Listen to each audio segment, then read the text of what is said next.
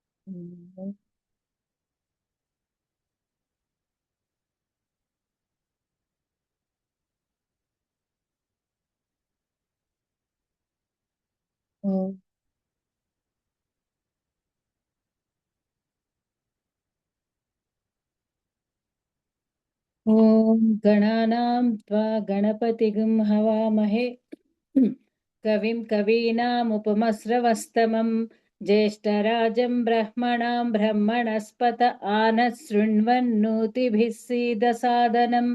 ఓం శ్రీ మహాగణాధిపతయే నమః. ఓం ప్రణో దేవి సరస్వతి వాజేభిర్వాజినీవతి ధీనామవిత్ర్యవతు. ఓం శ్రీ మహాసరస్వత్యై నమః. గురురేవ గతిః గురుమేవ భజే గురుణైవ సహాస్మి నమో గురవే. న గురోః పరమం శిశురస్మి గురోః మతిరస్తి గురౌ మాం పాహి గురో. జ్ఞానానందమయం దేవం నిర్మలస్ఫటికాకృతిం ఆధారం సర్వవిద్యానాం హయగ్రీవముపాస్మహే. శృతిస్మృతిపురాణానాం ఆలయం కరుణాలయం నమామి భగవత్పాదశంకరం లోకశంకరం. శంకరం శంకరాచార్యం కేశవం బాదరాయణం సూత్రభాష్యకృతౌ వందే భగవంతౌ పునః పునః. ఈశ్వరో గురురాత్మేతి మూర్తిభేద విభాగినే వ్యోమవద్వ్యాప్తదేహాయ దక్షిణామూర్తయే నమః. असतो मा सद्गमय तमसो मा ज्योतिर्गमय मृत्योर्मा अमृतंगमय. ओम शांति शांति शांतिः.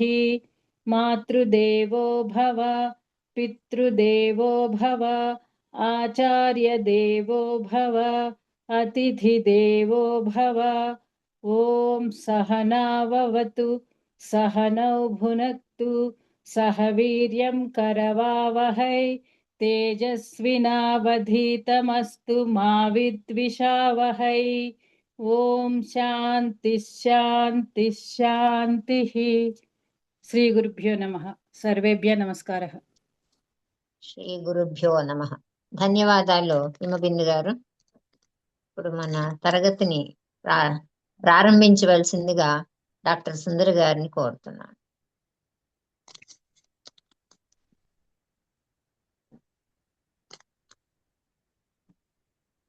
శ్రీ గురుభ్యో నమః. సర్వేభ్యः నమస్కారः.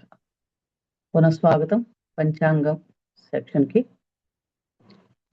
ఆదిదేవ నమస్తుభ్యం ప్రసీద మమ భాస్కరం దివాకర నమస్తుభ్యం ప్రభాకర నమోస్తుతే మూర్తిత్వే స్వరూపాయ మార్తాండాయ నమో నమః.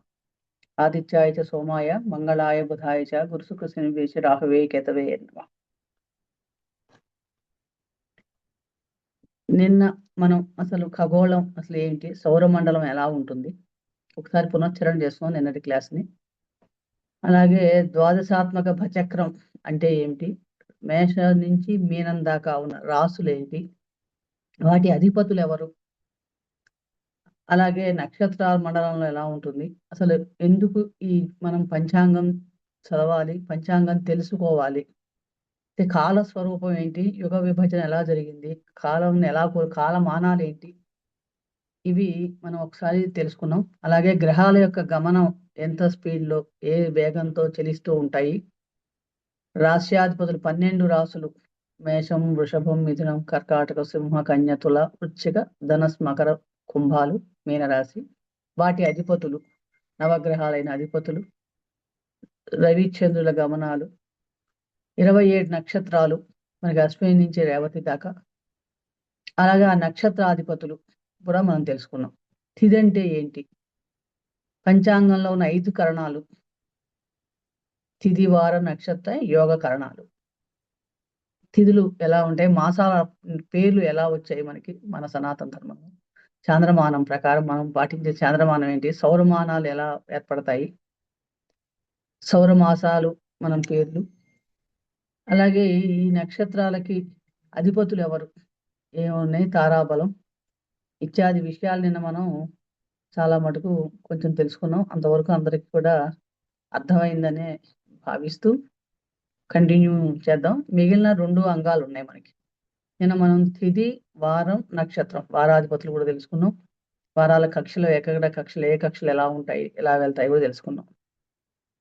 ఇప్పుడు మనం యోగ కరణాల గురించి తెలుసుకోవాలి. పంచాంగంలో మిగిలిన 2 అంగాలు ముఖ్యంగా, అంటే ప్రతిరోజు కూడా మనకి సంకల్పంలో తిథి వార నక్షత్ర యోగ కరణాల గురించి తెలుసుకొని ఆ అధిపతుల యొక్క ప్రభావం ఆ రోజు మనకి మన మీద ఎక్కువగా ఉంటుంది, ఈ భూమండలం మీద ఉన్న వాటి మీద ఎక్కువగా ఉంటుంది. కాబట్టి ఆ అధిపతులను ఆరాధన చేసుకోవటం, ఆ సమయానికి కూడా ముహూర్తం అంటే మనకి మంచి సమయాలు నేర్కొని ఆ సమయంలో వాటిలో మంచి సత్కార్యక్రమాలు చేయటం. ఎందుకంటే కాలాన్ని పరీక్షించి కార్యాచరణ కర్మ చేయమంది శాస్త్రం, వేద ప్రమాణం. కాబట్టి ఆ కాలాన్ని మనం తెలుసుకోవడం కోసమే కాలస్వరూపమైన పంచాంగం గురించి తెలుసుకుంటాం. నిత్య జీవితంలో ఇది చాలా మనకి అవసరం. ప్రతిరోజు కూడా కాలం స్వరూపం, కాలంతో పాటే మనం నడవాలి కాబట్టి. సో ఇప్పుడు యోగం 4వ అంగమైన యోగం గురించి తెలుసుకుందాం. యోగం అంటే ఏంటి, యోగం అనగానే కలయిక అని కూడా అర్థం. అంటే ఇక్కడ ఈ యోగంకి ఏంటంటే రవి స్ఫుటం, అంటే రవి 8 డిగ్రీలు మరియు చంద్రస్ఫుటం యొక్క రాశి భాగాలతో కూడిందే యోగం. ఈ 2 కలిపిని వచ్చిందనే యోగం అంటాం. ఈ మొత్తం మనకి 27 యోగాలు గుర్తు చెప్పడం జరిగింది. ప్రతి యోగం యొక్క ప్రమాణం నక్షత్ర ప్రమాణం లాగానే 13 డిగ్రీల 20 నిమిషాలు ఉంటుంది మనకి ఈ యోగం. ప్రతిరోజు కూడా ఒక యోగం మనకి ఉంటుంది అనమాట. ఈ 27 యోగాలు ఏంటి అని చూస్తే కనుక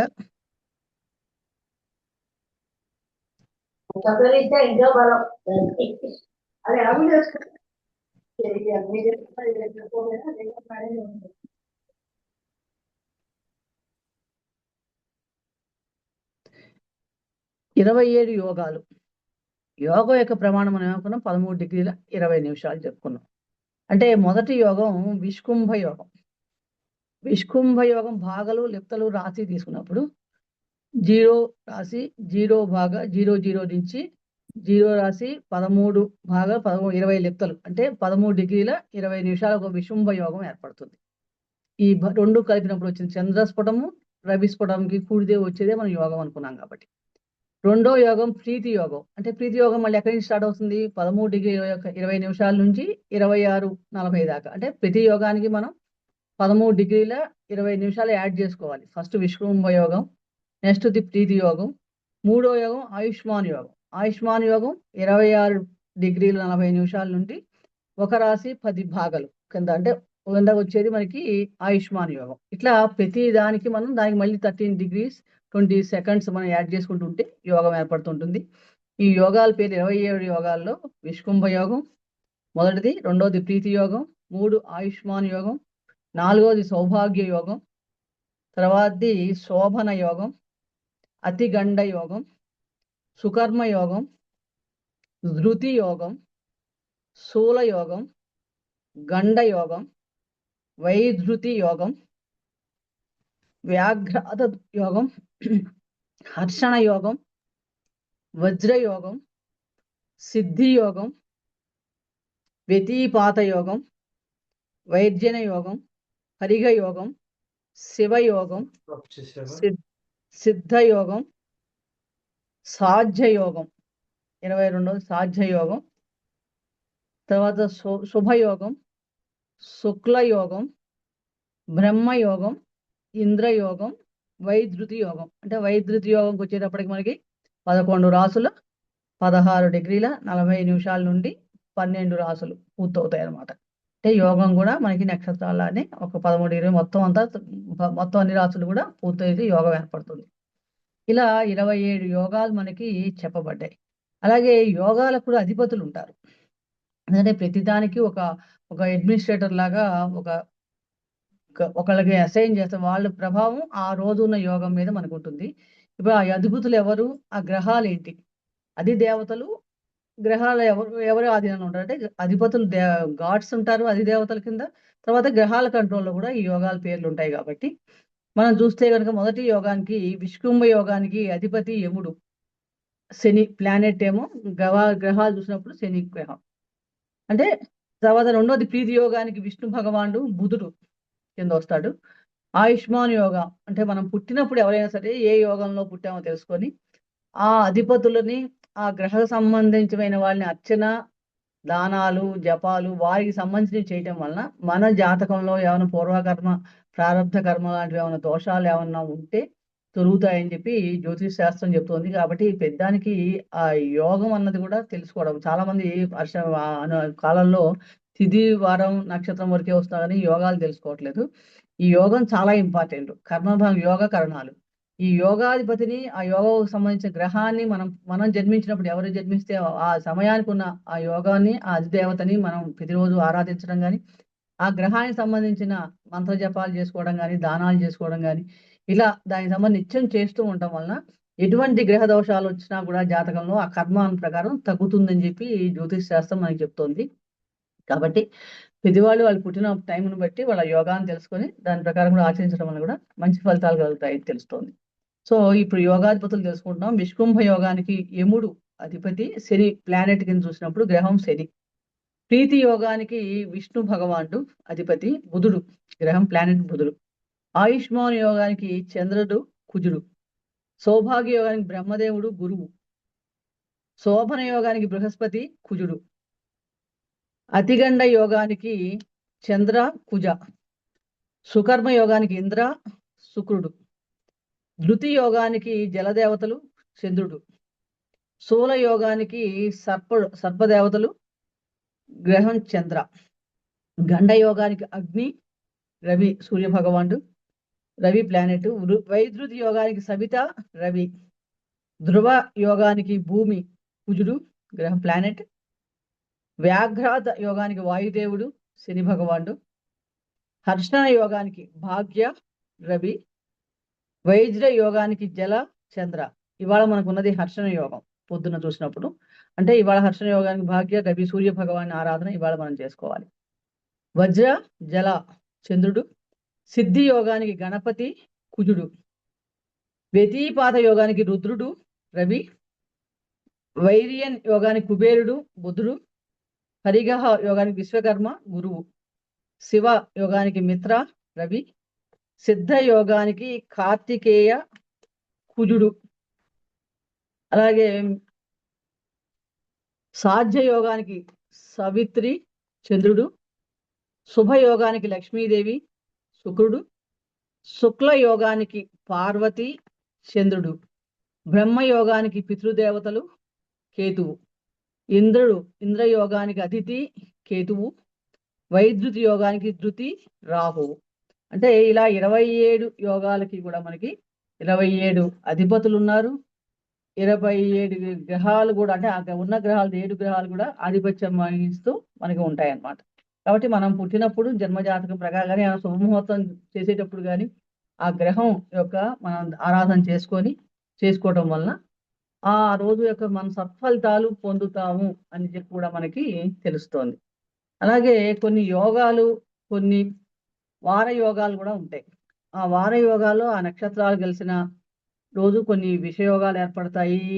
అలాగే యమకంటక యోగాలు ఏర్పడతాయి, హుతాసన యోగాలు కూడా ఏర్పడుతుంటాయి. కాంబినేషన్, ఇక్కడ యోగం అంటే కొన్ని కలయిక, కొన్ని కాంబినేషన్స్ ఏర్పడ్డప్పుడు అవి కొన్ని రకాలమైన దుష్ప్రభావ యోగాలు, సత్కర్మ సర్వార్థ సిద్ధి యోగాలు కూడా ఏర్పడుతుంటాయి. మనం సర్వార్థ సిద్ధి యోగం కూడా వింటూ ఉంటాం. వాటిల్లో ఇప్పుడు మనం చూసిన కొన్ని విషయోగాలు ఏంటి అని చూస్తే కనుక, ఆదివారం నాడు చవితి వచ్చింది అనుకోండి, అది విషయోగం కింద ఉంటుంది. అంటే ఆ రోజు మనం కొంచెం జాగ్రత్తగా ఉండాలి. విష పదార్థాలు, బయట పదార్థాలు తింటాం కానీ ఆహార విషయాల్లో కొంచెం జాగ్రత్తగా ఉండాలి. అలాగే అదే ఆదివారం మఖా నక్షత్రంతో వచ్చింది అనుకోండి, అది యమకంటక యోగం ఏర్పడుతుంది.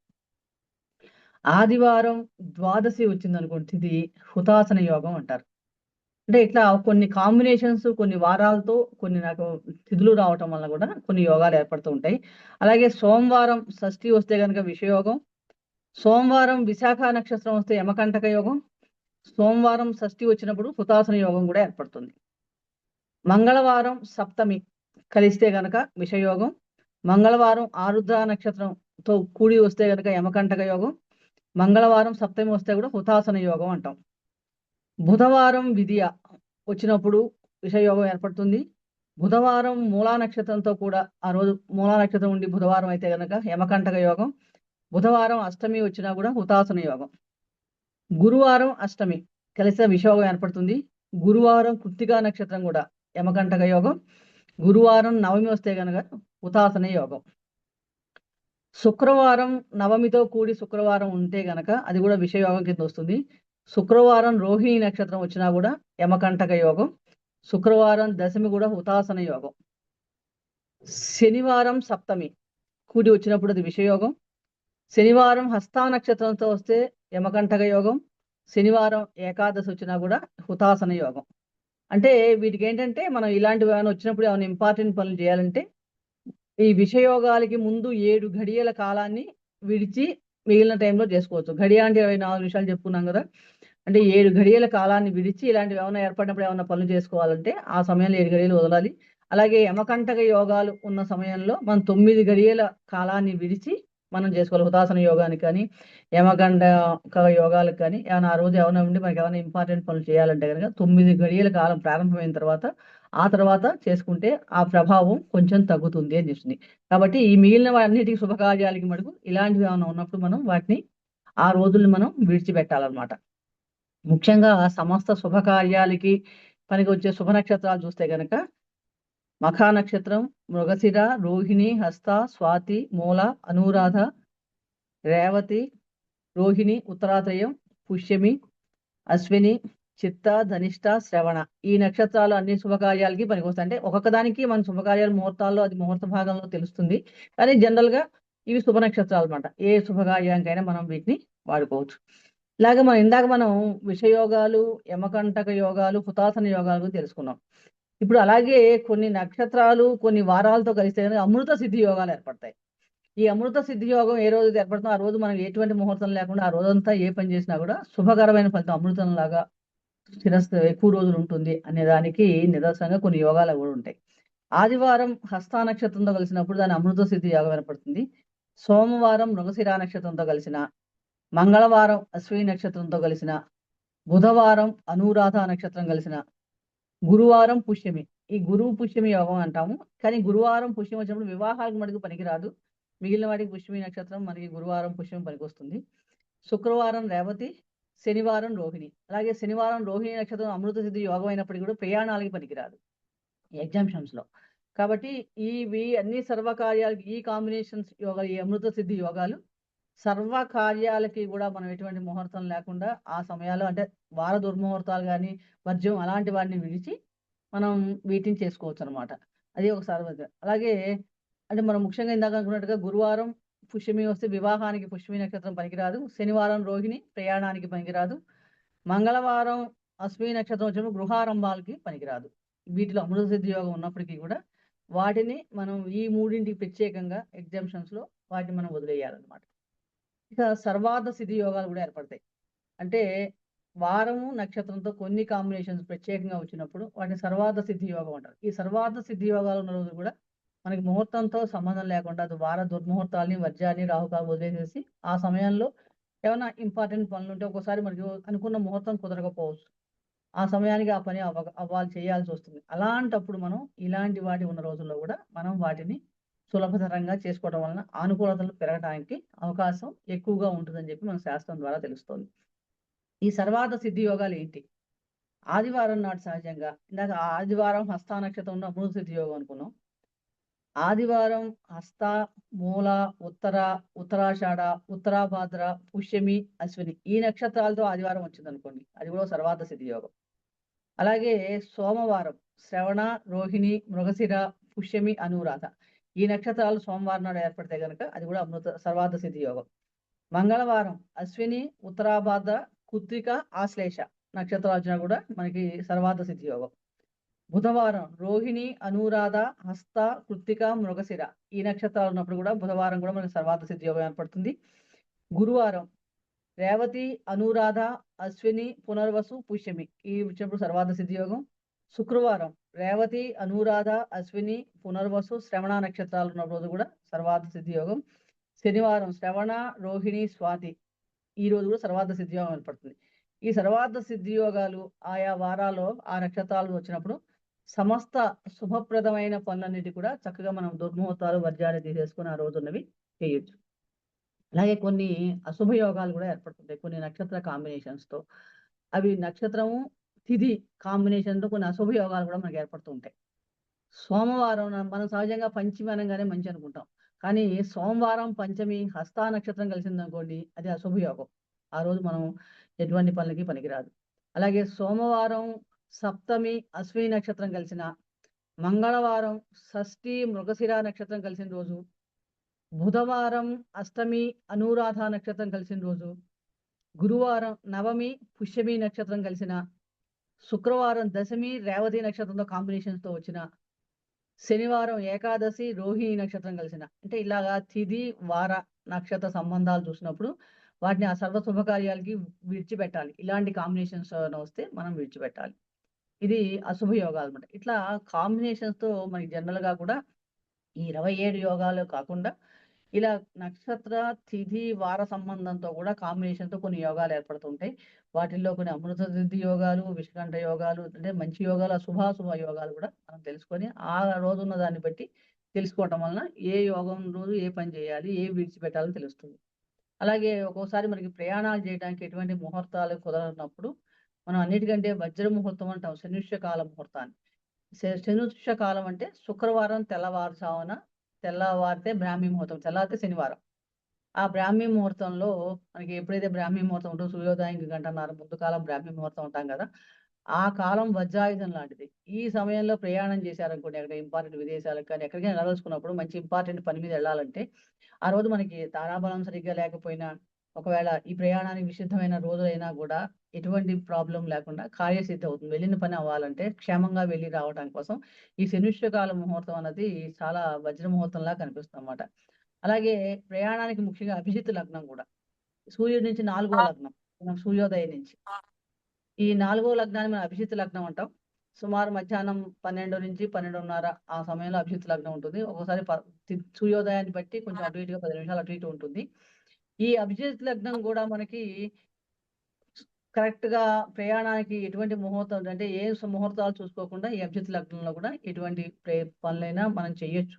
ముఖ్యంగా ప్రయాణాలకి చాలా సర్వార్థంగా బాగా శుభకరంగా ఉంటుంది అన్నమాట కార్యసిద్ధి అవడానికి.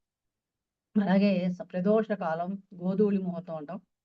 గోధూళి ముహూర్తం అంటే సూర్యాస్తమయానికి ముందు 48 నిమిషాలు తర్వాత అంటే దాన్ని ప్రదోష కాలం అంటాం.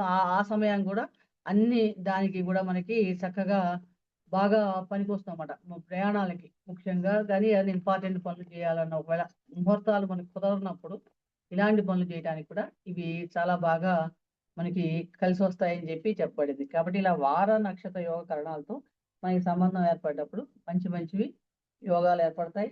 ఆ యోగాలను బట్టి మనం ఆ రోజు పనులు మనం చేసుకోవచ్చు. ఇది మనకి యోగాలకి సంబంధించినట్టుగా మనం తీసుకుంటే ఇంకా నెక్స్ట్ 5వ పార్ట్ మనకి కరణం. ఈ యోగాల గురించి 27 యోగాలు వారి అధిపతులు తెలుసుకున్నాం. అలాగే ఏ కాంబినేషన్తో ఏ యోగాలు ఏర్పడతాయి అన్న విషయం కూడా మనం తెలుసుకున్నాం. ఇప్పుడు 5వ పార్ట్ అంటే పంచాంగాల్లో 5వ అంగం ఏంటి? కరణం. కరణం అంటే తిథిని సగభాగం చేస్తే కరణం ఏర్పడుతుంది. అంటే ఒక రోజులో ఒక తిథి ఉందనుకుంటే తిథిలో సగభాగం అంటే ప్రతిరోజు 2 కరణాలు వస్తాయి. కరణం అంటేనే చేయునది అని కూడా ఒక అర్థం ఉంది మనకి. అంటే ఒక పక్షంలో కరణాలు ప్రతి దాంట్లో కూడా 2 సార్లు వస్తాయి. ప్రతిరోజు కూడా 2 కరణాలు ఉంటాయి. మొదటి 7 కరణాలు మొత్తం 11 కరణాలు. మొదటి 7 కరణాలు శుభకరణాలు. ఆ శుభకరణాల్లో ఏ పని చేసినా కూడా చాలా ఉంటుంది. ఆ కరణాలకు కూడా అధిపతి ఉంటాడు. కరణాధిపతి ఉంటాడు. ఆ కరణాధిపతి ఆయన్ని తెలుసుకొని ఆయన్ని మనం అర్చన ఆరాధన చేయడం వల్ల ఎవరి పుట్టినప్పుడు జన్మనించినప్పుడు ఏ కరణంలో పుట్టామో తెలుసుకొని ఆ కరణాధిపతి ఎవరైతే मुझे निकाल देगा तो जब एम्प्लॉय में डर खत्म हो जाता है कि यार मुझे क्या निकल देगा, मेरे से ही तो गाड़ी चल रही है.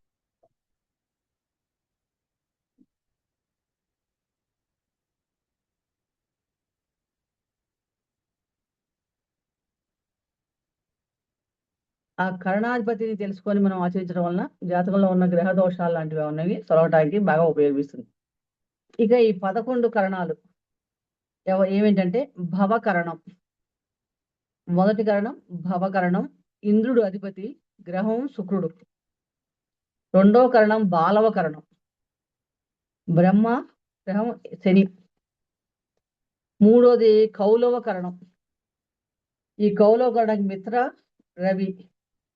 నాలుగో కరణం తైతుల కరణం, ఆర్యముడు గురువు. ఐదో కరణం గణిజ కరణం, భూమి కుజుడు. 6 వణిజ కరణం, లక్ష్మీదేవి శుక్రుడు. 7వ కరణం భద్రకరణం, 6 విష్టికరణం, యమ అధిపతి శని. శకుని కరణం కాళీమాత శుక్రుడు. 9 చతుష్పాద కరణం, రుద్రుడు రవి. ఈరోజు మనకి చతుష్పాద కరణం ఉంది పొద్దున. ఇప్పుడు మనం ప్రథమార్థంలో చతుష్పాద కరణం రుద్రుడు రవి అంటే సూర్య భగవాన్ని ఆరాధించాలి. 10వ నాగకరణం, ఫణి అంటే నాగదేవతలు, ఫణి దేవతలు బుధుడు. కింశిష్ణు కరణం, వాయుదేవుడు శని. ఇవి 11 కరణాలు. ఈ 11 కరణాలు కూడా మనకి శుక్లపక్షంలోను కృష్ణపక్షంలో కూడా ఏవి ముందు వస్తాయి, ఫస్ట్ కరణం ఏది వస్తుంది, రెండో కరణం ఏది వస్తుంది తెలుసుకుందాం. శుక్లపక్షంలో పాడ్యమి నుంచి మనకి పౌర్ణమి దాకా ఫస్ట్ వచ్చే కరణం ఒకటి, ఆ ప్రతి రోజులో సెకండ్ ఏది వస్తుంది. అలాగే కృష్ణపక్షంలో కూడా ఏ కరణం ముందు వస్తుంది, ఏ కరణం తర్వాత వస్తుంది తెలుసుకుందాం. శుక్లపక్షంలో పాడ్యమి రోజు ఫస్ట్ కింశిష్ణు కరణం వస్తుంది, సెకండ్ కరణం భవకరణం వస్తుంది. విధి రోజు బాలవ కరణం, రెండోది కౌలవ కరణం. తది రోజు తైతుల కరణం, గణిజ కరణం. సవిధి రోజు వణిజ కరణం, భద్రకరణం. పంచమి రోజు భవ బాలవ. షష్ఠి రోజు కౌలవ తైతుల. సప్తమి రోజు గణిజ వణిజ. అష్టమి రోజు భద్ర భవ. నవమి రోజు బాలవ కౌలవ. దశమి రోజు తైతుల గరిజ. ఏకాదశి రోజు వణిజ భద్ర. ద్వాదశి రోజు భవ బాలవ. త్రయోదశి కౌలవ తైతుల. చతుర్దశి రోజు గరిజ వణిజ. పౌర్ణమి రోజు భద్ర భవ. ఇవి వస్తాయి. అలాగే కృష్ణపక్షంలో చూస్తే గనక కృష్ణపక్షంలో పాడ్యం రోజు మొదటి కరణం బాలవ కరణం వస్తుంది. అలాగే సెకండ్ కరణం కౌలవ కరణం వస్తుంది. విధి రోజు కృష్ణ విధి రోజు తైతుల గరిజ, తది రోజు వనిజ భద్ర, చవితి రోజు భవ బాలవ, పంచమి రోజు కౌలవ తైతుల, షష్ఠి రోజు గణిజ వనిజ, సప్తమి రోజు భద్ర భవ, అష్టమి రోజు బాలవ కౌలవ, నవమి రోజు తైతుల గరిజ, దశమి రోజు వనిజ భద్ర, ఏకాదశి రోజు భవ బాలవ, ద్వాదశి రోజు కౌలవ తైతుల, త్రయోదశి రోజు గరిజ వనిజ, చతుర్దశి రోజు భద్ర శకుని, అమావాస్య రోజు చతుష్పాత కరణం నాగకరణం. ఇవి మనకి ఇలా ఈ కరణాలు, ఈ 11 కరణాలు కూడా ప్రతిరోజు 2 కరణాలు చొప్పున కృష్ణపక్షంలో ఒక దాంతో స్టార్ట్ అయ్యేలాగా మనకి ఈ కరణాలు వస్తూ ఉంటాయి. ఇది మనకి పంచాంగం యొక్క 5 భాగాలు మనం చూసుకున్నప్పుడు ఈ మనకి 5 భాగాల విషయం స్థితి వార నక్షత్ర యోగ కరణాలు తెలుసుకున్నాం, వాటి అధిపతులు తెలుసుకున్నాం. అలాగే ఇవి రోజు మనకి ఈ పంచాంగం తెలుసుకోవటం వలన చూడటం వలన ప్రతిరోజు కూడా ఆ రోజు తిథి వార నక్షత్రాలు ఎలా ఉన్నాయి, ఏ యోగం ఉంది, ఏ కరణం ఉంది తెలుసుకొని దాని ప్రకారం మనం ఆచరించడం వలన చాలా మటుకు మనకి ఏంటంటే ఉత్తమమైన ఫలితాలు కలుగుతాయి. ఆ రోజు ఉన్న రూలింగ్ ప్లానెట్స్ కింద మనం వీళ్ళని తీసుకోవచ్చు అనమాట. ఇది మనకి కాల స్వరూపం. సింపుల్ గా చెప్పాలంటే ఒక నిత్య జీవితంలో మనకి ఉపయోగపడే పంచాంగ స్వరూపం ఆ తిథి వార నక్షత్ర యోగ కరణాలు. ఎందుకంటే మనం ప్రతిరోజు కూడా ఏ పని చేయాలన్న నిత్య కర్మలు, నిత్య నైమిత్తిక కర్మలు కానీ, నిత్య కర్మలు కానీ, నైమిత్తిక కర్మలు కానీ మనం ప్రతిరోజు ఒక సంకల్పం చెప్పుకుంటూ ఉంటాం. ఏ పని చేసినా నిద్ర లేస్తూనే సంధ్యావందనం చేయాలన్నా, సూర్యారాధన చేయాలన్నా, నిత్య పూజ చేయాలన్నా ఆ రోజు అసలు దేశకాల ఎలా ఉంది, కాల స్వరూపం ఎలా ఉందని పరమాత్మ ముందు సంకల్పం చెప్పుకున్నాకే ఆ రోజు మనం ఏం చేయదలుచుకున్నాం, ఎటువంటి నైవేద్యాలు పెడతామా, ఏం పూజ చేద్దామన్నాం, అష్టోత్తరం చేస్తామా, సహస్రనామం చేస్తామా, అభిషేకం చేస్తామా, ఏది చేసినా సరే సంకల్పం అన్నది చాలా ఇంపార్టెంట్. ఆ సంకల్పం మనం ఎలా చెప్పాలి, ఎలా తెలుసుకోవాలి, అందరికీ తెలిసే ఉండొచ్చు కానీ ఒకసారి తెలియని వారి కోసం ఇంకొకసారి మనం ఈరోజు చెప్పుకుందాం. ఎందుకంటే అన్ని ద్వీపాల్లో ఉన్న వాళ్ళు సప్త ద్వీపే వసుంధర కాబట్టి మనం ఇప్పుడు భారతదేశంలో ఫస్ట్ మనం ఇక్కడ ఉన్నప్పుడు ఎలా చెప్పుకోవాలి, అదే హైదరాబాద్ కింద తీసుకొని నేను ఇప్పుడు మీకు సంకల్పం చెప్తున్నాను. అలాగే ఎవరు ఏ ప్రాంతాల్లో ఉంటే ఆ ప్రాంతానికి సంబంధించినట్టుగా మనం దానిలో చిన్న మార్పులు చేసుకోవాలి. ఫస్ట్ మనం ఇందాక ఏమనుకున్నాం, యుగాలు చెప్పుదాం అనుకున్నాం. యుగాలు అయిపోయిన తర్వాత ఫస్ట్ ఏ యుగం, మన్వంతరాలు, ఏ మన్వంతరంలో ఉన్నాం, ఏ యుగంలో ఉన్నాం, ఏ సంవత్సరంలో ఉన్నాం, ఏ మాసంలో ఉన్నాం, ఏ పక్షంలో ఉన్నాం, ఇవాళ ఏ తిథి వచ్చింది, ఏ వారం వచ్చింది, ఏ యోగం వచ్చింది, ఏ కరణం వచ్చింది, ఇవన్నీ కూడా మనకి సంకల్పంలో రావాలి. కాబట్టి సంకల్పం చెప్పాలంటే ప్రతిరోజు పంచాంగం అవసరం. నిత్య జీవితంలో ఫస్ట్ నిద్ర లేస్తూనే మనకు కావాల్సింది అంటే పంచాంగం. సో హైదరాబాద్ చూస్తే కనుక వైవంతర మనుయుగే కలియుగే ప్రథమ పాదే మనం ఉన్న జంబూద్వీపే భారతవర్షే భరతఖండే శ్రీశైలస్య వాయువ్య ప్రదేశే కృష్ణా గోదావరి మధ్య ప్రదేశే స్వగృహంలో ఉంటే స్వగృహే, నివాస గృహంలో ఉంటే నివాస గృహే,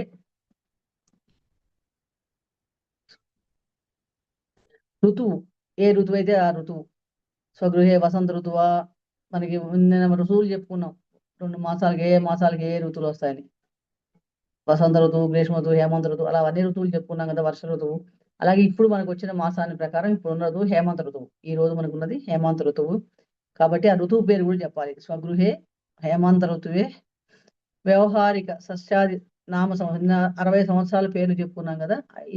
మనం ప్రస్తుతం చేసేటప్పుడు ఏ సంవత్సరం పేరు వస్తే ఆ సంవత్సరం. ఇప్పుడు మనకు ఉన్నది ఇవాళ మనం ఉన్నది విశ్వావసు నామ సంవత్సరంలో కాబట్టి విశ్వావసు నామ సంవత్సరే దక్షిణాయనమా ఉత్తరాయణం అయినాల గురించి చెప్పుకున్నాం. ఇప్పుడు మనం ఉన్నది ఉత్తరాయణంలో కాబట్టి ఉత్తరాయణే.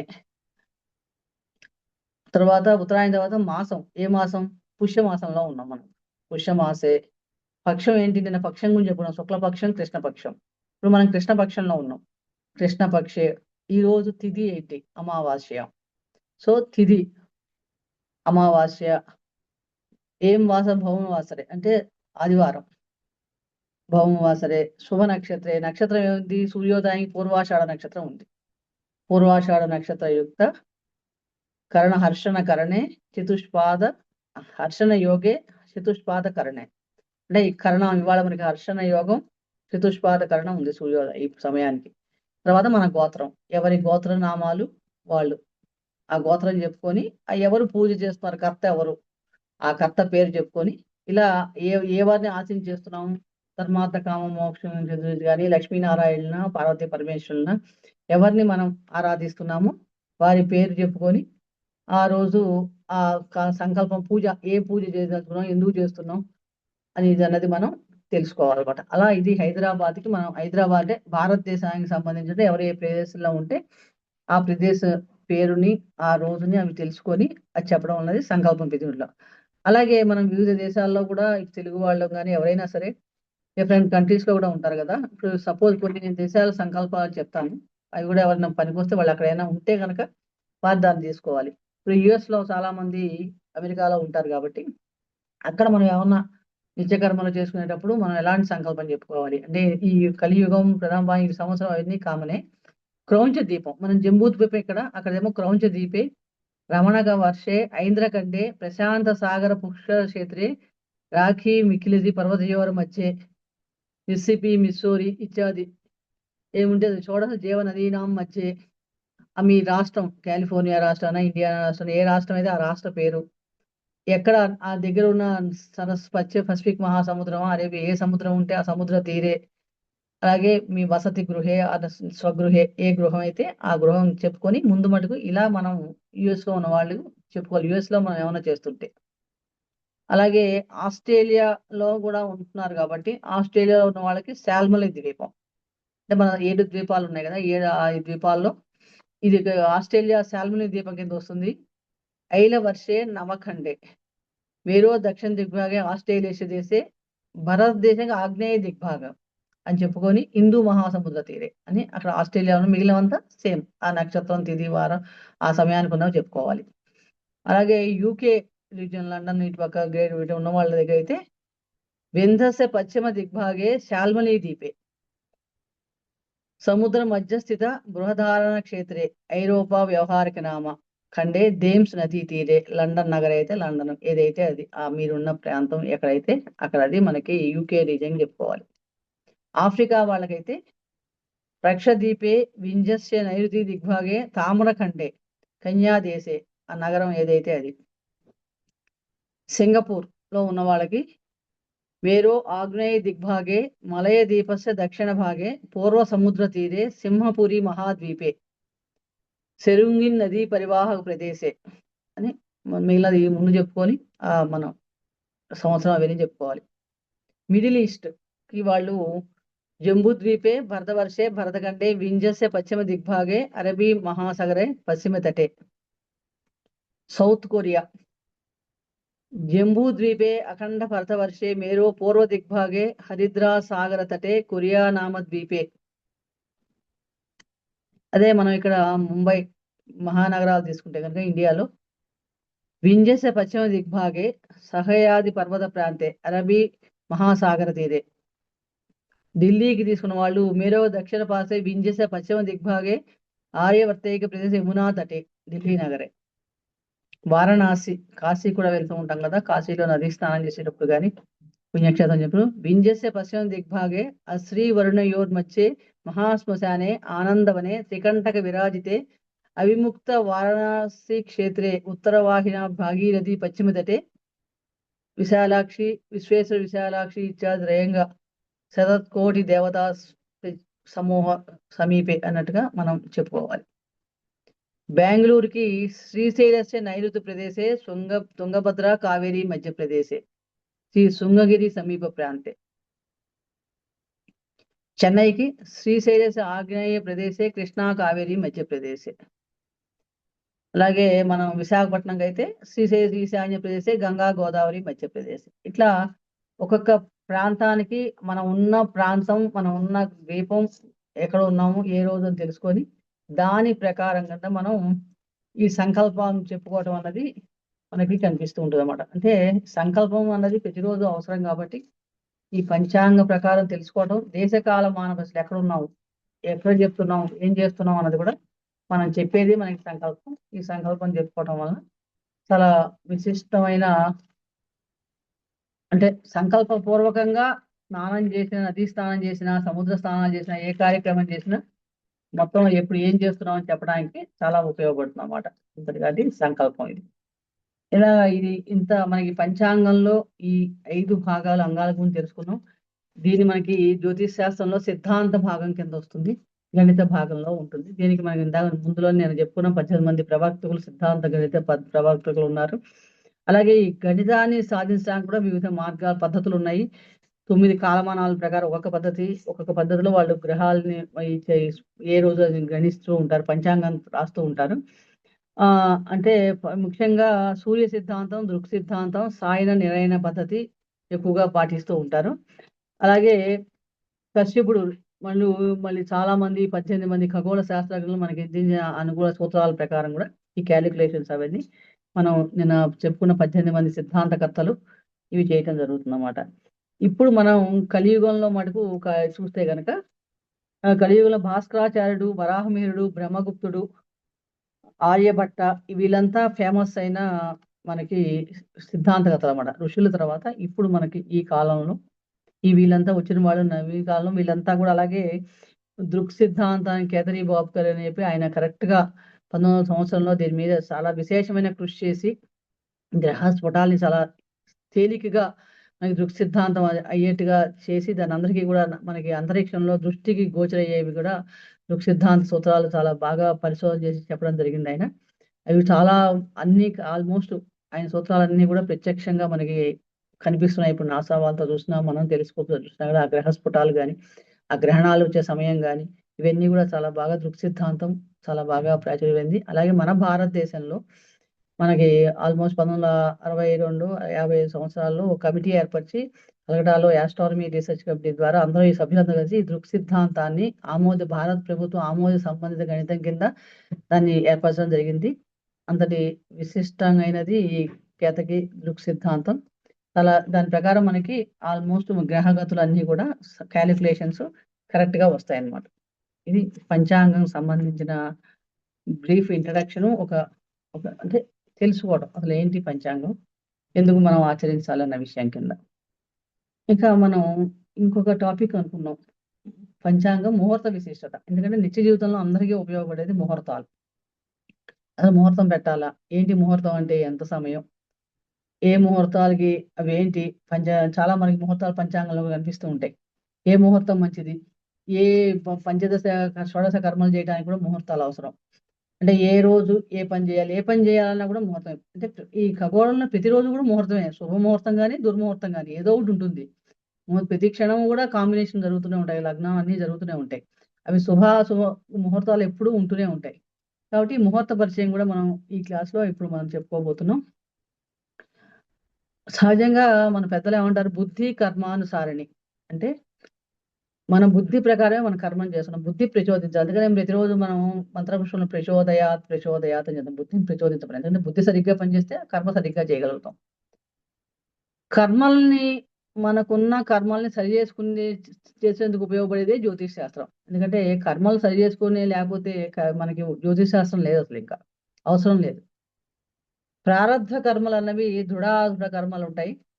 ఇవి జనరల్గా మన జీవితంలో ప్రతి ఒక్కరి జీవితంలో కూడా అనుభవంలోకి వస్తూ ఉంటాయి. అవి ఎలా ఉంటాయి అన్నది మనకి జాతక చక్రం ద్వారా తెలుస్తుంది. అవి వాటిని మనం మార్చలేం, అందుకని మన పుట్టుక సమయాన్ని మనం మార్చలేం కదా. అవి ఆల్రెడీ మనం ఆ పుట్టిన సమయం ప్రకారం అవి వస్తూనే ఉంటాయి. వాళ్ళ ప్రారబ్ధ కర్మలు చాలా దృఢమైన దృఢ కర్మ అన్నప్పుడు అయినప్పుడు వాటిని అనుభవించక తప్పదు. ఎవరైనా సరే కర్మని అనుభవించక తప్పదు. అయితే ఆ కర్మలో అనుభవించేటప్పుడు తీవ్రత తగ్గడానికి మనం మానవ ప్రయత్నం చేయాలి. ఎందుకంటే ఇంకా అన్నీ ఉన్నప్పుడు ఇంకెందుకంటే, అంటే రోగం వచ్చింది కదా అని వదిలేస్తాం. ఆ రోగానికి మందు వేసుకుంటున్నాం కదా, ఉపశమనానికి, తగ్గించడానికి, ఆ బాధను తట్టుకుంటానికి టైం చేస్తున్నాం. అలాగే ఈ మనకి వేదనల ప్రకారం కూడా ఏం చెప్పారంటే, ఆ ప్రారబ్ధ కర్మ ఉంది, నువ్వు దాన్ని రియలైజ్ చేసి దాన్ని నువ్వు తగ్గించుకోవడానికి నీ ప్రయత్నం నువ్వు చేస్తే కనుక వాటి తీవ్రత మటుకు చాలా మటుకు మనం తగ్గించుకోవచ్చు అనమాట. కాబట్టి కర్మం తప్పించుకోలేము, ఎలాగూ ఉంటుంది కదా, జరిగేది. చాలా మంది అంటారు ఆ ప్రారబ్ధ కర్మ జరిగేది జరగమాందా. ఇంకా అలాంటప్పుడు మనం అసలు ఇంకా ఈ శాస్త్రం తెలుసుకోవాల్సిన అవసరమే లేదనమాట. అప్పుడు జ్యోతిష్ శాస్త్రం అవసరం లేదు. ఎందుకంటే జ్యోతిష్ శాస్త్రం ప్రకారం మనం ఏ కర్మతో వచ్చాము, ఆ కర్మ ప్రకారం మనకి ఏమేమి ఎప్పుడెప్పుడు ఏమేమి జరగబోతున్నాయి అని తెలుసుకుంటాం కోసం, అంతే తప్ప జ్యోతిష్ శాస్త్రం మార్చం కాదు. నువ్వు ఇలా తెలుసుకున్నావు కాబట్టి ఇలా నువ్వు చేసుకోగలిగితే ఇప్పటి నుంచి నువ్వు రియలైజ్ అయ్యి ఆ కర్మ నువ్వు దుష్కర్మలు ఏమైనా ఉంటే, బాధపడే కర్మలు, దృఢ కర్మలు, బాధ ఏమైనా ఉంటే మరి నువ్వు ముందుకు preventive is better than cure. ముందు నుంచి నువ్వు ట్రై చేస్తుంటే అది మంత్ర జపం అవ్వచ్చు, దానం అవ్వచ్చు, జపం అవ్వచ్చు, ఆరాధన అవ్వచ్చు, నువ్వు వ్యక్తిగతంగా మారటం అవ్వచ్చు, ఏ రకంగా చేసినా కూడా మనం వాటిని తగ్గించుకోగలుగుతాం అనమాట. కాబట్టి అందుకు జ్యోతిష్ శాస్త్రంలో ముహూర్త భాగం కూడా వచ్చింది. ఎందుకంటే ముహూర్తం అన్నది మన చేతిలో ఉన్న పని. ఏ పని చేయాలన్నా అది శుభ ఫలితాలు ఇవ్వాలంటే కాలం అనుకూలించాలి. ఇప్పుడు అంతే కదా, ఎవరికైనా సరే కాలం అనుకూలించినప్పుడే పనులు పూర్తవుతాయి. ఎక్కడికైనా వెళ్ళాలనుకోండి, మన దగ్గర గొడుగు ఉందని ఉంటేనే వర్షాకాలం తడవకుండా వెళ్ళగలుగుతాం. లేదు తడుస్తామంటే తడవచ్చు, అదేం ప్రాబ్లం లేదు. కొంతమంది ఎటువంటి ముహూర్తం లేకుండా మాకు చాలా బాగా జరిగింది అంటారు. వాళ్ళకి తెలియకుండా ఆ సమయం మంచి సమయం అయి ఉండవచ్చు. అది లాటరీ లాగా స్పెక్యులేషన్ అయిపోతుంది అన్నమాట. ఎందుకంటే అవ్వచ్చు, అవ్వకపోవచ్చు, మనకు తెలియదు. అలాగే మనం తెలుసుకొని చేయడం వలన డెఫినెట్ గా ఇది గ్యారంటీ. ఇది ఎక్కామంటే ఏదో ట్రైన్ అయితే ఎక్కడైనా దిగచ్చు, అది వెళ్ళొచ్చు. మనం ఢిల్లీ వెళ్ళాలనుకున్నాం, ఏదో ఒక ట్రైన్ ఎక్కామంటే కర్మజాలకు అదృష్టం బాగుంటే అది ఢిల్లీకి వెళ్ళే ట్రైన్ అవ్వచ్చు, లేకపోతే ఇంకెక్కడైనా దిగచ్చు. అలా కాకుండా మనం తెలుసుకొని ఎక్కడం వలన కరెక్ట్‌గా ఢిల్లీ గ్యారంటీగా వెళ్తాం. అంటే ఆ సమయం శుభ ఫలితాలు తప్పకుండా జరుగుతాయి. కాబట్టి ఇలాగ అనేక రకాలైన శుభకార్యాల కోసం లైక్ వివాహం గాని, గృహప్రవేశం గాని, విద్యాభ్యాసం గాని, అన్నప్రషోడశ కర్మలు గాని, పంచదశ కర్మలు అన్నిటికి కూడా ముహూర్తాలు ఏ రోజుల్లో చేస్తే అవి ఆ సత్ఫలితాలను ఇస్తాయి. ఆ ఆనందం అనుభవంలోకి వస్తుంది. మనం ఆ కర్మలు, మన జాతకం ఎలా ఉన్నా మన కర్మలతో వచ్చినా కూడా సత్కర్మలు మంచి శుభ సమయంలో చేసిన వాటి వల్ల ప్రభావం కొంచెం మంచిగా ఎక్కువగా ఉంటుంది కాబట్టి మంచి ఫలితాలు పొందగలుగుతాం. అలా కాకుండా మనం ఇష్టం వచ్చినప్పుడు లాటరీ లాగా చేయడం వలన ఒక్కోసారి అది శూన్యం అవ్వచ్చు, వ్యతిరేక ఫలితాలు రావచ్చు, తెలీదు మనకి. కాబట్టి తెలుసుకోవడం కోసమే ముహూర్తం అన్నది మనకి చెప్పడం జరిగింది. ఈ ముహూర్తం ప్రతి విషయానికి ఒక కారణం ఉంటుంది. మన సనాతన ధర్మంలో ఏ పని చేసినా, ఏది చేసినా కూడా ఒక కారణం, ఒక హేతువు అన్నది కంపల్సరీగా ఉంటుందన్నమాట. అట్లాంటి హేతువు ఉన్నప్పుడు ఏ ముహూర్త సాధన అన్నది మనకి చెప్పడం జరిగింది, సుముహూర్తాలని. కాబట్టి మూఢనమ్మకం కాకుండా సశాస్త్రీయంగా ఈ ముహూర్తం ఎత్తుక్కొని మనం చేయడం వలన మంచి ఫలితాలు కలుగుతాయి. అసలు ముహూర్తం ప్రతిరోజు కూడా ముహూర్తం చేసుకునే పని చేస్తే అవుతుందా అని కూడా చాలా మందికి అనవస్తుంది. మన కాలగమనం గమనించిన ప్రతి క్షణం కూడా ముహూర్తమే. అది శుభముహూర్తం అవ్వచ్చు, దుర్ముహూర్తం అవ్వచ్చు. ఇలా కాకుండా అసలు ముహూర్తాలంటే ముహూర్త కాలము, ముహూర్తము అంటే ఒక అల్పకాలము అని కూడా అర్థం అనమాట. ఈ అల్పకాలం శబ్దానికి సామాన్య అర్థం 2 ఘడియల కాలం. ముహూర్తము అంటే 2 ఘడియల కాలం. ఘడియ అంటే 24 నిమిషాలు. అంటే ముహూర్త నిడివి 48 నిమిషాలు మొత్తం కింద చెప్పుకోవచ్చు. అలాగే జ్యోతిష్ శాస్త్రరీత్యా కూడా ముహూర్తం అంటే గనక అహప్రమాణం. అంటే సూర్యోదయం నుంచి ముహూర్తాలు ఎలా చేశారంటే ప్రతిరోజు కూడా ముహూర్తం ఉంటుంది, ప్రతి క్షణం కూడా. సూర్యోదయం నుంచి సూర్యాస్తమయం దాకా ఉన్న అహప్రమాణ కాలం అంటే డిఫరెన్స్. సూర్యోదయం కరెక్ట్‌గా ఆ టైం చూస్తే అది దిన ప్రమాణం. ఆ దిన ప్రమాణి 18 డివైడ్ చేస్తే ఆ వచ్చే కాలమే ఆనాటి పగటి ముహూర్త కాలాలన్నమాట. అంటే 15 ముహూర్తాలు ఉంటాయి పగటి టైంలో కూడా. ఒక్కొక్క సమయం నిడివి ఉంటుంది. ఆ ముహూర్తాల్లో కొన్ని శుభ ముహూర్తాలు ఉంటాయి, కొన్ని దుర్ముహూర్తాలు ఉంటాయి. అలాగే రాత్రి కాలం కూడా. రాత్రి సూర్యాస్తమయం నుంచి మళ్ళీ నెక్స్ట్ డే సూర్యోదయం దాకా వచ్చే కాలాన్ని చూసినప్పుడు రాత్రి భాగం అవుతుంది. ఆ ప్రమాణాన్ని 15 చూస్తే రాత్రి ముహూర్తాలు 15 వస్తాయన్నమాట. ఈ శుభప్రదమైన కాలాన్ని ఎన్నుకోవటమే ముహూర్తం అర్థం. ముహూర్తం అంటేనే శుభప్రదమైన కాలం. తిథివార యోగాలు చూసుకొని ఎత్తుకునేది మనం చేయటానికి ఉపయోగపడేది అనే నిర్వచనం కూడా మనకి కనిపిస్తుందన్నమాట. అంటే శుభప్రదమైన కాలం అంటే ఇందాక మనం అనుకున్నాం, సర్వార్థ సిద్ధి యోగాలు చెప్పుకున్నాం, విషయ యోగాలు, యమకంటక యోగాలు, హుతాసన యోగాలు చాలా తెలుసుకున్నాం.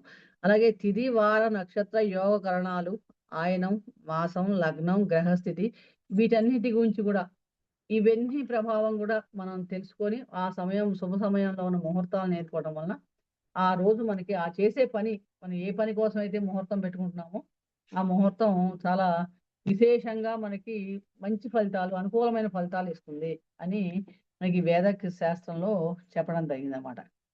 అంటే తిథి అంటే ఒక మనం పంచభూతాత్మకమైంది. అన్ని పంచభూతాలు అనుకూలించే సమయం ఉన్నప్పుడు ఆ దేవతల అనుగ్రహం, ప్రకృతి మనం సహకరించినప్పుడు చేసే పనులు చాలా మంచి ఎనర్జీని ఇస్తాయన్నమాట. ఈ తిథి అన్నదేంటంటే, తిథి మన ఎనర్జీ, లూనార్ ఎనర్జీ. చంద్రుని యొక్క దాని ప్రకారం అనుకున్నాం కాబట్టి ఆ చంద్రబలం ఎలా ఉంది తెలుస్తుంది. వారం కూడా అంతే. ఈ వారం కూడా గ్రహం యొక్క అధిపతి బలం ఎలా ఉంటుంది తెలుస్తుంది. నక్షత్రం నక్షత్రాధిపతి మంచి ఫలితాలు ఇస్తున్నాడా, ఏ రాశిలో ఉంటే ఎలా ఉంది, మన జన్మరాశికి ఎలా అయ్యాడు, అష్టమ చంద్రుడు ఉన్నాడా, అర్ధాష్టమ చంద్రుడు ఉన్నాడా, ఎట్లా ఏ గ్రహంతో కలిశాడు చంద్రుడు వచ్చి, మన జన్మజాతకంలో వాటికి ఎలా ఉన్నాడు, ఆ రోజు ఉన్న ముహూర్త సమయానికి ఎలా ఉన్నాయి తెలుసుకోవడం కూడా మనకి ఆ నక్షత్రం ఉపయోగపడుతుంది. యోగాలు ఇందాక మనం చెప్పుకున్నాం, అధిపతులు కూడా చెప్పుకున్నాం కదా, ఇందాక యోగాల అధిపతులు, కరణాల అధిపతులు. ఈ శుభతిథి, శుభ నక్షత్రే, శుభయోగే, శుభకరణే, శుభవార, శుభ సమయే, ముహూర్తం సర్వత్ర ఉత్తమం అనే మనకి ముహూర్త దర్పణం చెప్తోంది. అంటే అన్ని ఏరుకొని చేయడం వలన ఆ శుభ సమయంలో వచ్చే ఫలితాలు చాలా అద్భుతంగా మనకి అనుకూలమైన ఫలితాలు ఇస్తాయి. ఎందుకంటే ముహూర్తం అన్నది సెలక్షన్ అనేది మన చేతిలో ఉంది కాబట్టి మనం మంచి ముహూర్తాన్ని మనం ఎత్తుక్కోవచ్చు అన్నది కూడా మనకి జ్యోతిష్ శాస్త్రం ద్వారా ముహూర్తానికి అంత ప్రాముఖ్యత ఇవ్వడం జరిగింది. అసలు ముహూర్తంలో ఉన్న అసలు ఎలా ఎత్తుకోవాలి ముహూర్తాన్ని? ముహూర్తంలో పంచగ్రహిత ముహూర్తాలు అంటుంటాం. అంటే ముఖ్యంగా ముహూర్తం ఎప్పుడు పెట్టినా కూడా 5 దోషాలు ఉండకుండా చూసుకోవాలి. పంచగ్రహితం అవ్వాలి ముహూర్తం ఉన్నది. ఆ పంచగ్రహితం అంటే ఏ దోషాలు లేకుండా ఉండాలి. అంటే మృత్యు పంచకం ఉండకూడదు. అంటే అసలు ఎలా చేయాలి అన్నది చెప్తాను. వీటిలో ఈ 5 దోషాలు కంపల్సరీగా ఏ ముహూర్తం కూడా ఉండదు. దాన్ని పంచగ్రహిత ముహూర్తం అంటాం. మృత్యు పంచకం అంటే మరణతుల్యమైంది. ముఖ్యంగా వివాహానికి వాటికి ఈ మృత్యు పంచకం ఉండకుండా పనికిరాదన్నమాట. అంటే అది ఉండకూడదు. అలాగే అగ్ని పంచకం. గృహ నిర్మాణానికి వాటికి ముఖ్యంగా అసలు ఏ ముహూర్తంగానే పంచగ్రహితం అయితే ఉత్తమం. ఒకవేళ కుదరనప్పుడు ముఖ్యంగా గృహ ప్రవేశానికి మటుకు అగ్ని పంచకం ఉండకూడదు. రాజపంచకం అంటే ఉద్యోగంలో చేరడం గాని, పదవీ స్వీకారాలు చేయడం ఇలాంటి వాటికి రాజపంచకం ఉండకూడదు. చోర పంచకం అంటే ప్రయాణాలు చేసేటప్పుడు ఇల్లు వదిలి ఎక్కడికి వెళ్ళాలన్నా ఇలాంటప్పుడు చోర పంచకం ఉండకూడదు ఆ ప్రయాణ ముహూర్తానికి.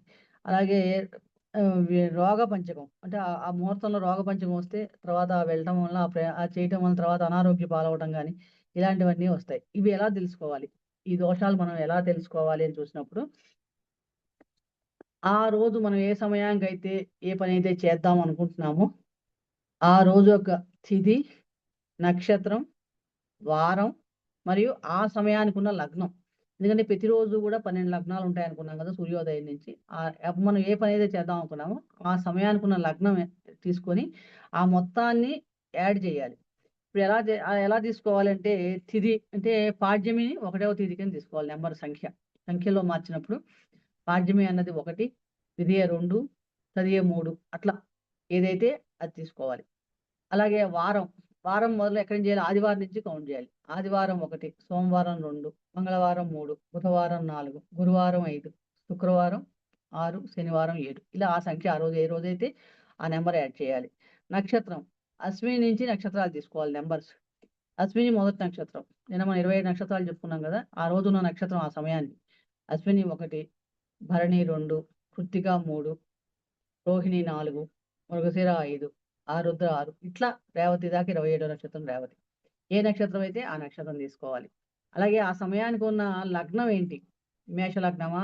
మేషలగ్నం అయితే 1, వృషభ లగ్నం అయిందంటే 2, మిథున లగ్నం అయితే 3, కర్కాటక లగ్నం అయితే 4, సింహ లగ్నం అయితే 5, కన్యా లగ్నం 6, తులా లగ్నం అయితే 7, వృశ్చిక లగ్నం అయితే 8, ధనుర్ లగ్నం అయితే 9, మకర లగ్నం అయితే 10, కుంభ లగ్నం అయితే 11, మీన లగ్నం అయితే 12. ఇట్లా ఈ 12 లగ్నాలు ప్రతిరోజు ఉంటాయి కాబట్టి ఆ లగ్నం సమయానికి ఏ లగ్నం అయితే ఆ లగ్నం నెంబర్ కూడా యాడ్ చేయాలి. వీటన్నిటిని మనం యాడ్ చేయాలి.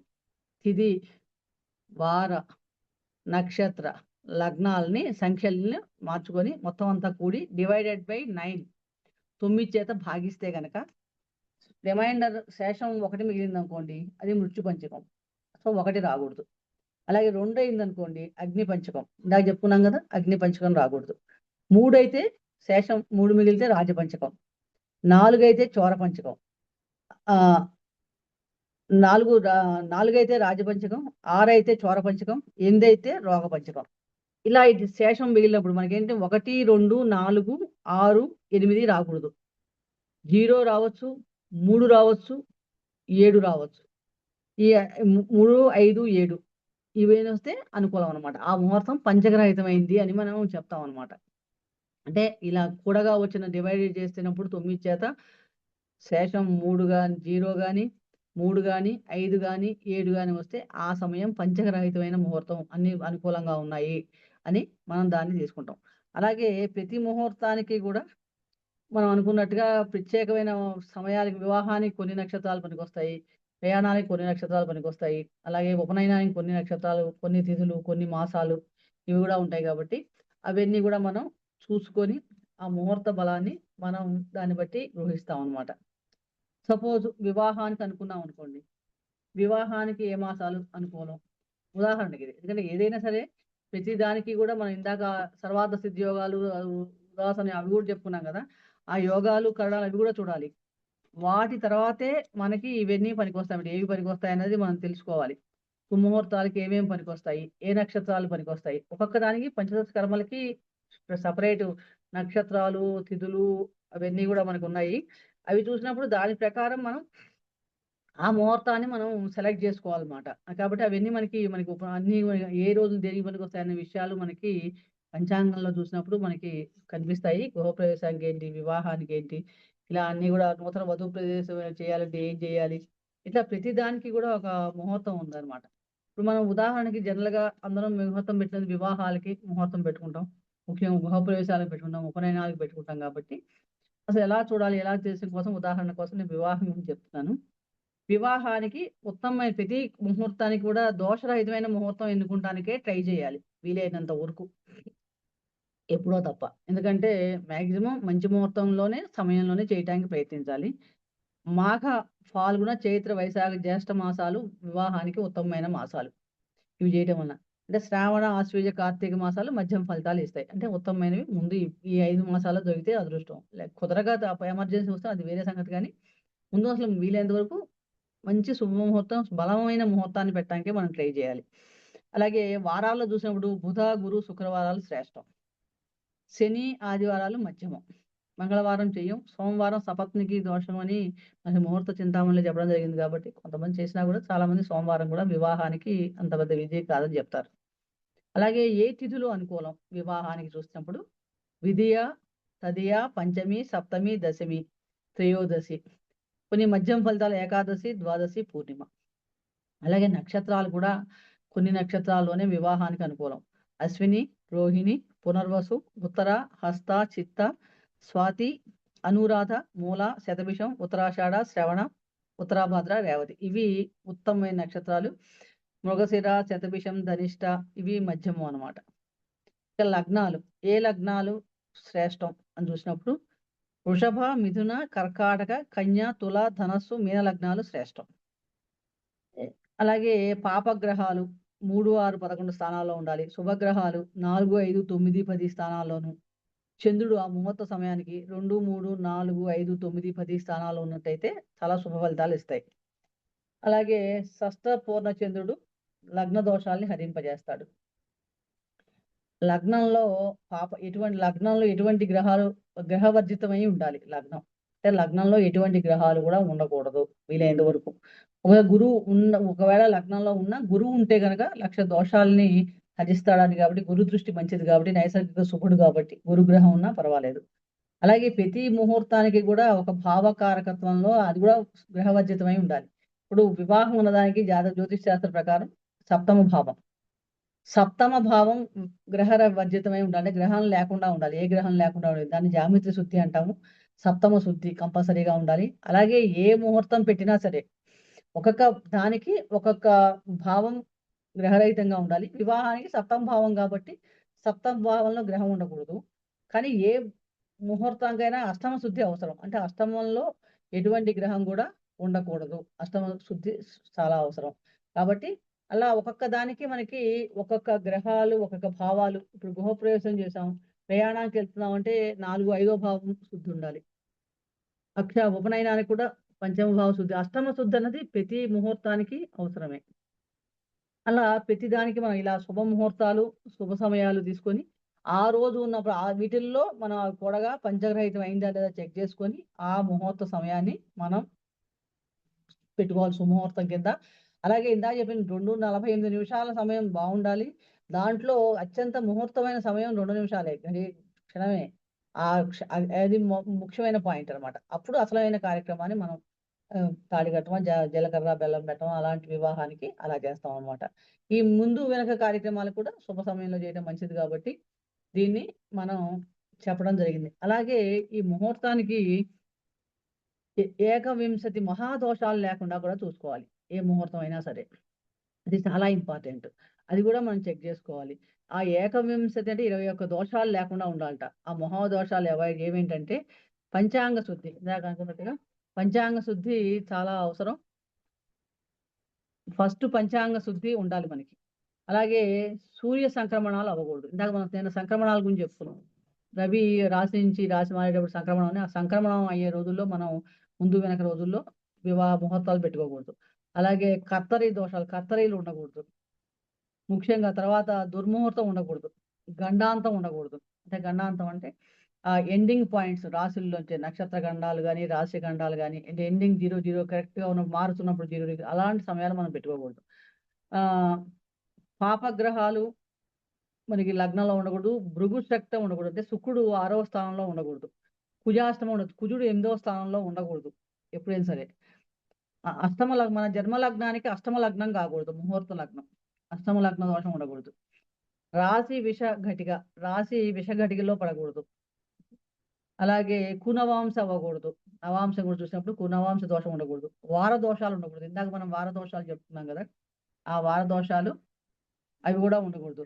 అలాగా గండాంత దోషాలు ఉండకూడదు. ఏకాగ్ర దోషం ఉండకూడదు. క్రూర సంయుక్త దోషం ఉండదు. అంటే క్రూర గ్రహాలు కారగ్రహాలు కలిసి ఉండకూడదు అన్నమాట. రాహు కేతువులతో గాని వాటితో కలిసి ఉండకూడదు. అర్గళ కూడా ఉండదు. సగహ చంద్రుడు ఉండకూడదు. అంటే చంద్రుడు ఏ గ్రహంతో కూడా కలిసి ఉండకూడదు. మహాపాత వ్యతిపాత దోషాలు ఉండకూడదు. ఇట్లా వైధృతి దోషం ఉండకూడదు. ఇవన్నీ 21 దోషాలు చెప్పడం. ఈ 21 దోషాలు కూడా వీలైనంత వరకు మనం లేకుండా చూసుకొని ముహూర్తాన్ని మనం పెట్టుకోవాలి. ఎందుకంటే ఈ 21 దోషాలు లేకుండా ముహూర్తం దొరకడం కష్టమే. కానీ వీలైనంత వరకు తక్కువ దోషాలు మనం ఉన్నంత వరకు ఆ తక్కువ దోషాల్ని ఉన్న ముహూర్తాలే మనం ఎంచుకోవాలన్నమాట. అప్పుడు అవి ఉత్తమమైన ఫలితాలను ఎక్కువగా మనకి ఇవ్వడానికి అవకాశం ఎక్కువగా ఉంటుంది. కాబట్టి వీలైనంత వరకు దోషరహితమైన ముహూర్తం ఎన్నుకోవాలి. అలాంటి ఒకవేళ ఎప్పుడైనా దొరకకపోయినప్పుడు ఆ దోషం ఏమన్నా నక్షత్రం దోషం కానీ, మన తారాబలం, చంద్రబలం సరిపోకపోయినా అలాంటప్పుడు ఏం చేయాలంటే వాటికి సంబంధమైన పరిహారాలు కూడా చెప్పడం జరిగింది. అంటే ఎమర్జెన్సీలో అది ఎప్పుడైనా కుదరక ఇలాంటివి ఏమైనా వచ్చినప్పుడు మనం ఆ సమయంలో వాటికి సంబంధించినవి చేసుకోవడం వలన ఆ దోషాలు దానాలు వేయడము, వాటికి మంత్ర జపం చేసుకోవడము చేసుకుంటే కొంచెం ఆ దుష్ఫలితాన్ని మనం తగ్గించుకుంటాం అన్నమాట. వీలైనంత వరకు ప్రతిరోజు కూడా మనం వీలైనంత వరకు మంచి సుముహూర్తాన్ని ఎంచడానికే మనం ట్రై చేయాలి. ఇది ముహూర్త పరిచయం. ఎందుకంటే డీటెయిల్ మనకి అడ్వాన్స్డ్ కోర్స్‌లో అసలు ప్రతి ముహూర్తానికి ఏమేమి ఉంటాయనేది మనకి ముహూర్తం గురించి ఉన్నది ఆల్రెడీ. కాబట్టి ముహూర్తం గురించి కూడా ఈ ముహూర్తం అసలు ఎందుకు పెట్టుకోవాలి? సుముహూర్తంలో చేసే పనులు ఎలాంటి ఫలితాలు ఇస్తాయి? ఒక్కొక్క దానికి ఎలా ఉన్నాయి? అవన్నీ తెలుసుకోవడం వలన మనకి డీటెయిల్స్ అన్నీ కూడా పంచాంగంలో దొరుకుతాయి. కానీ ముహూర్తం పెట్టుకునేటప్పుడు మనం ఇలా చేయాలన్నమాట.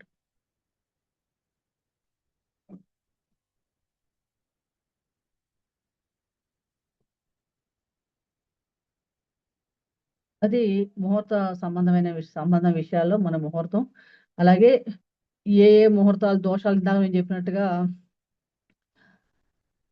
గృహప్రవేశానికి కారక గ్రహంలో 12వ భావ శుద్ధి ఉండాలి. అంటే గ్రహం ఉండకుండా ఉండాలి. ప్రతి ముహూర్తానికి అష్టమ శుద్ధి ఎంత అవసరమో ఒక్కొక్క ప్రత్యేకమైన కార్యక్రమానికి ఒక్కొక్క ప్రత్యేకమైన భావం గ్రహరహితంగా ఉండాలి. అలాగే పట్టాభిషేకం అంటే అధికార స్వీకారం చేసేటప్పుడు దశమ భావం శుద్ధిగా ఉండాలి. అన్నప్రాసనకు కూడా దశమ భావం శుద్ధి ఉండాలి. శ్రీమంతానికి వాటికి ఈ నవమ భావం శుద్ధిగా ఉండాలి. ఉపనయనానికి మనకి పంచమ భావం, వివాహానికి సప్తమ భావం శుద్ధి ఉండాలి. కొత్త వస్త్రాలు ధరించేటప్పుడు షష్టమ భావం శుద్ధి ఉండాలి. ప్రయాణాలకి పంచమ భావం శుద్ధి ఉండాలి.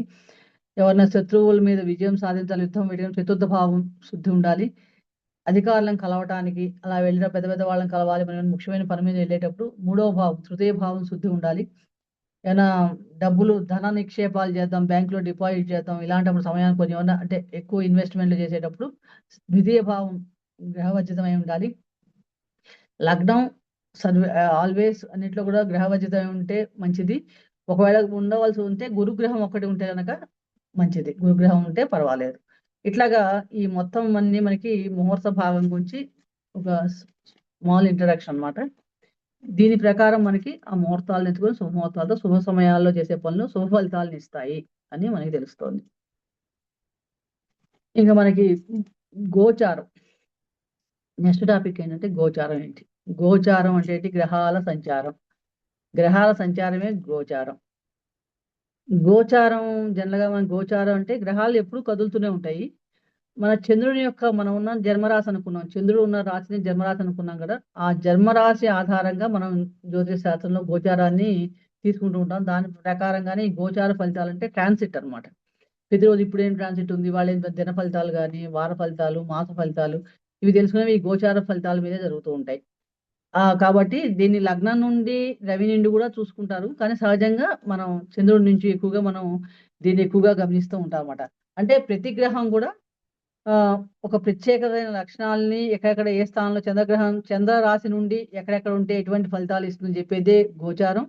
అలాగే దాని జన్మ జాతకాలకి మన జన్మ జాతకంలో ఉన్న గ్రహాల మీద చంద్రుడు ఏ గ్రహాల మీద ట్రాన్సిట్ అవుతున్నాడు, దాన్ని బట్టి కూడా ఫలితాలు చెప్పడం జరుగుతుంది జ్యోతిష్ శాస్త్రంలో.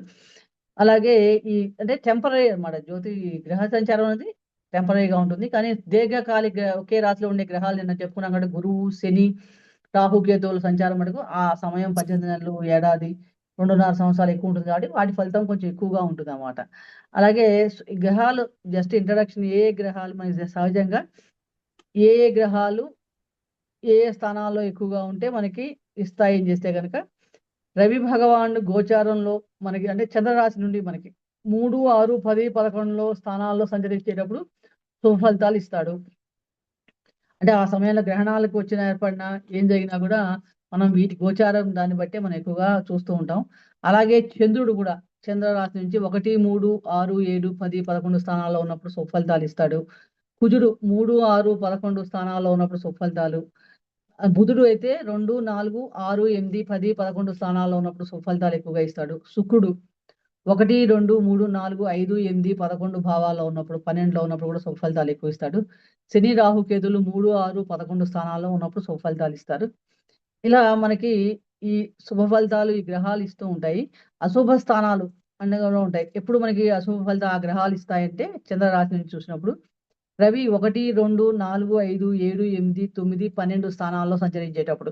అంటే మన జన్మరాశి నుంచి, జన్మరాశి అంటే చంద్రుడు రాశి, మనం పుట్టినప్పుడు ఏ నక్షత్రంలో పుట్టామో అది జన్మరాశి. అక్కడ నుండి ఇప్పుడు ఉన్న గ్రహం ప్రెజెంట్ డే ఎలా మూవ్ అవుతున్నాడు అని చూసినప్పుడు దాని ప్రకారం ఇది అశుభ స్థానాలు అన్నమాట.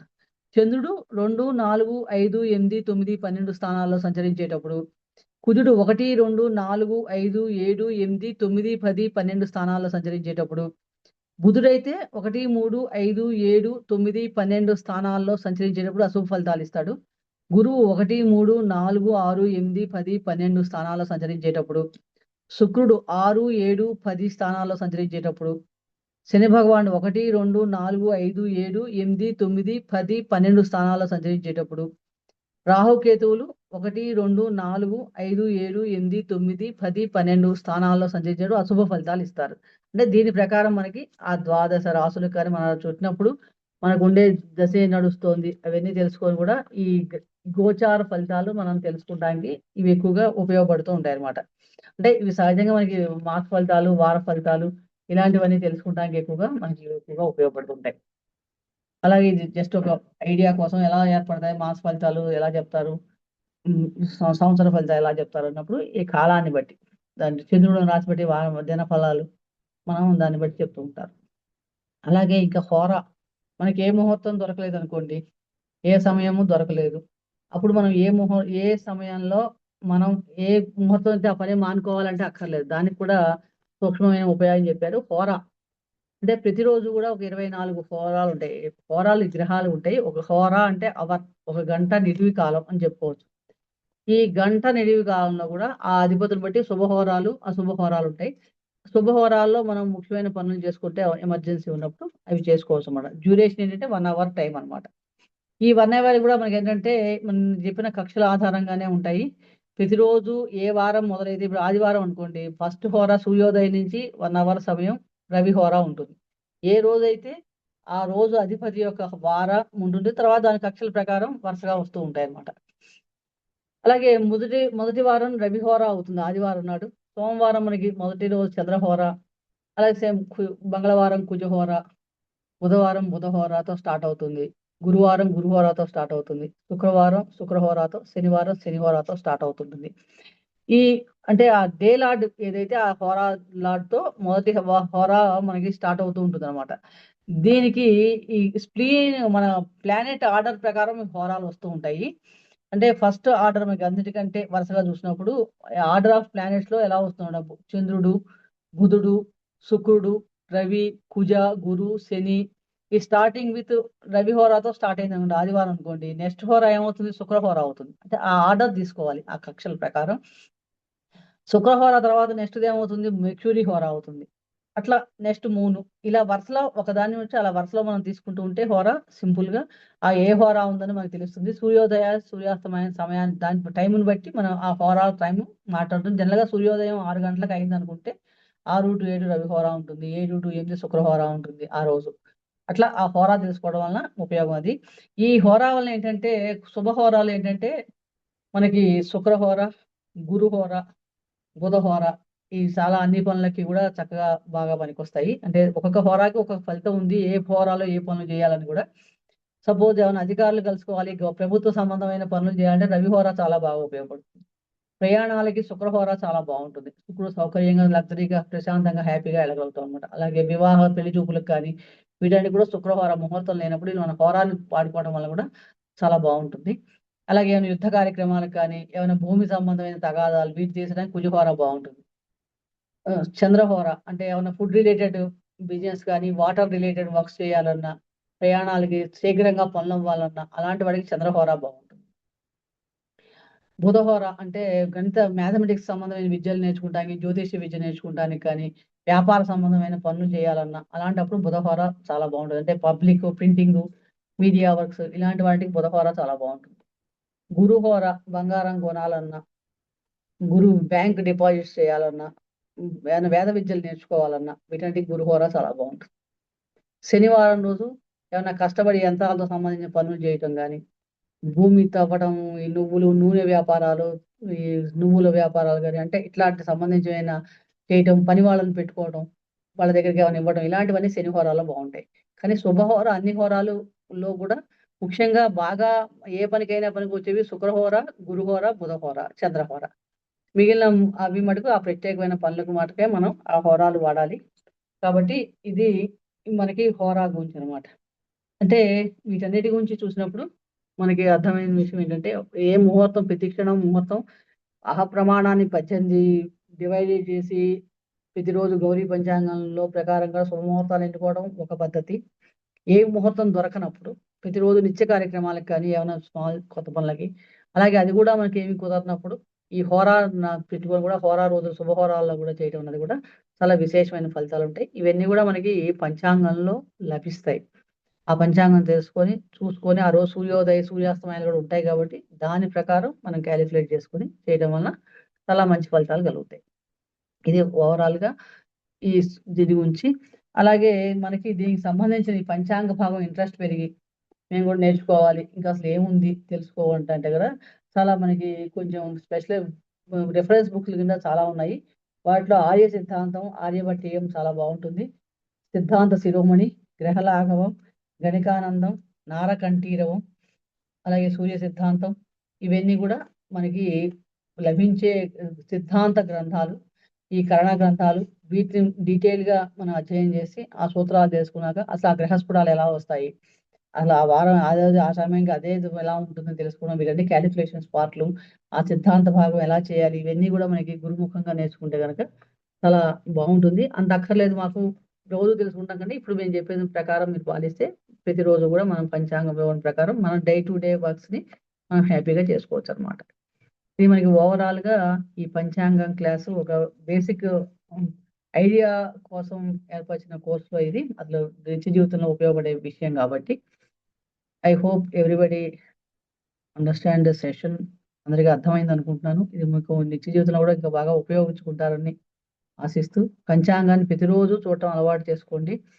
నేను నా YouTube channel Mihiravani YouTube channel ప్రతిరోజు పంచాంగం పొద్దున్నే 6 గంటలకల్లా పోస్ట్ చేస్తాను.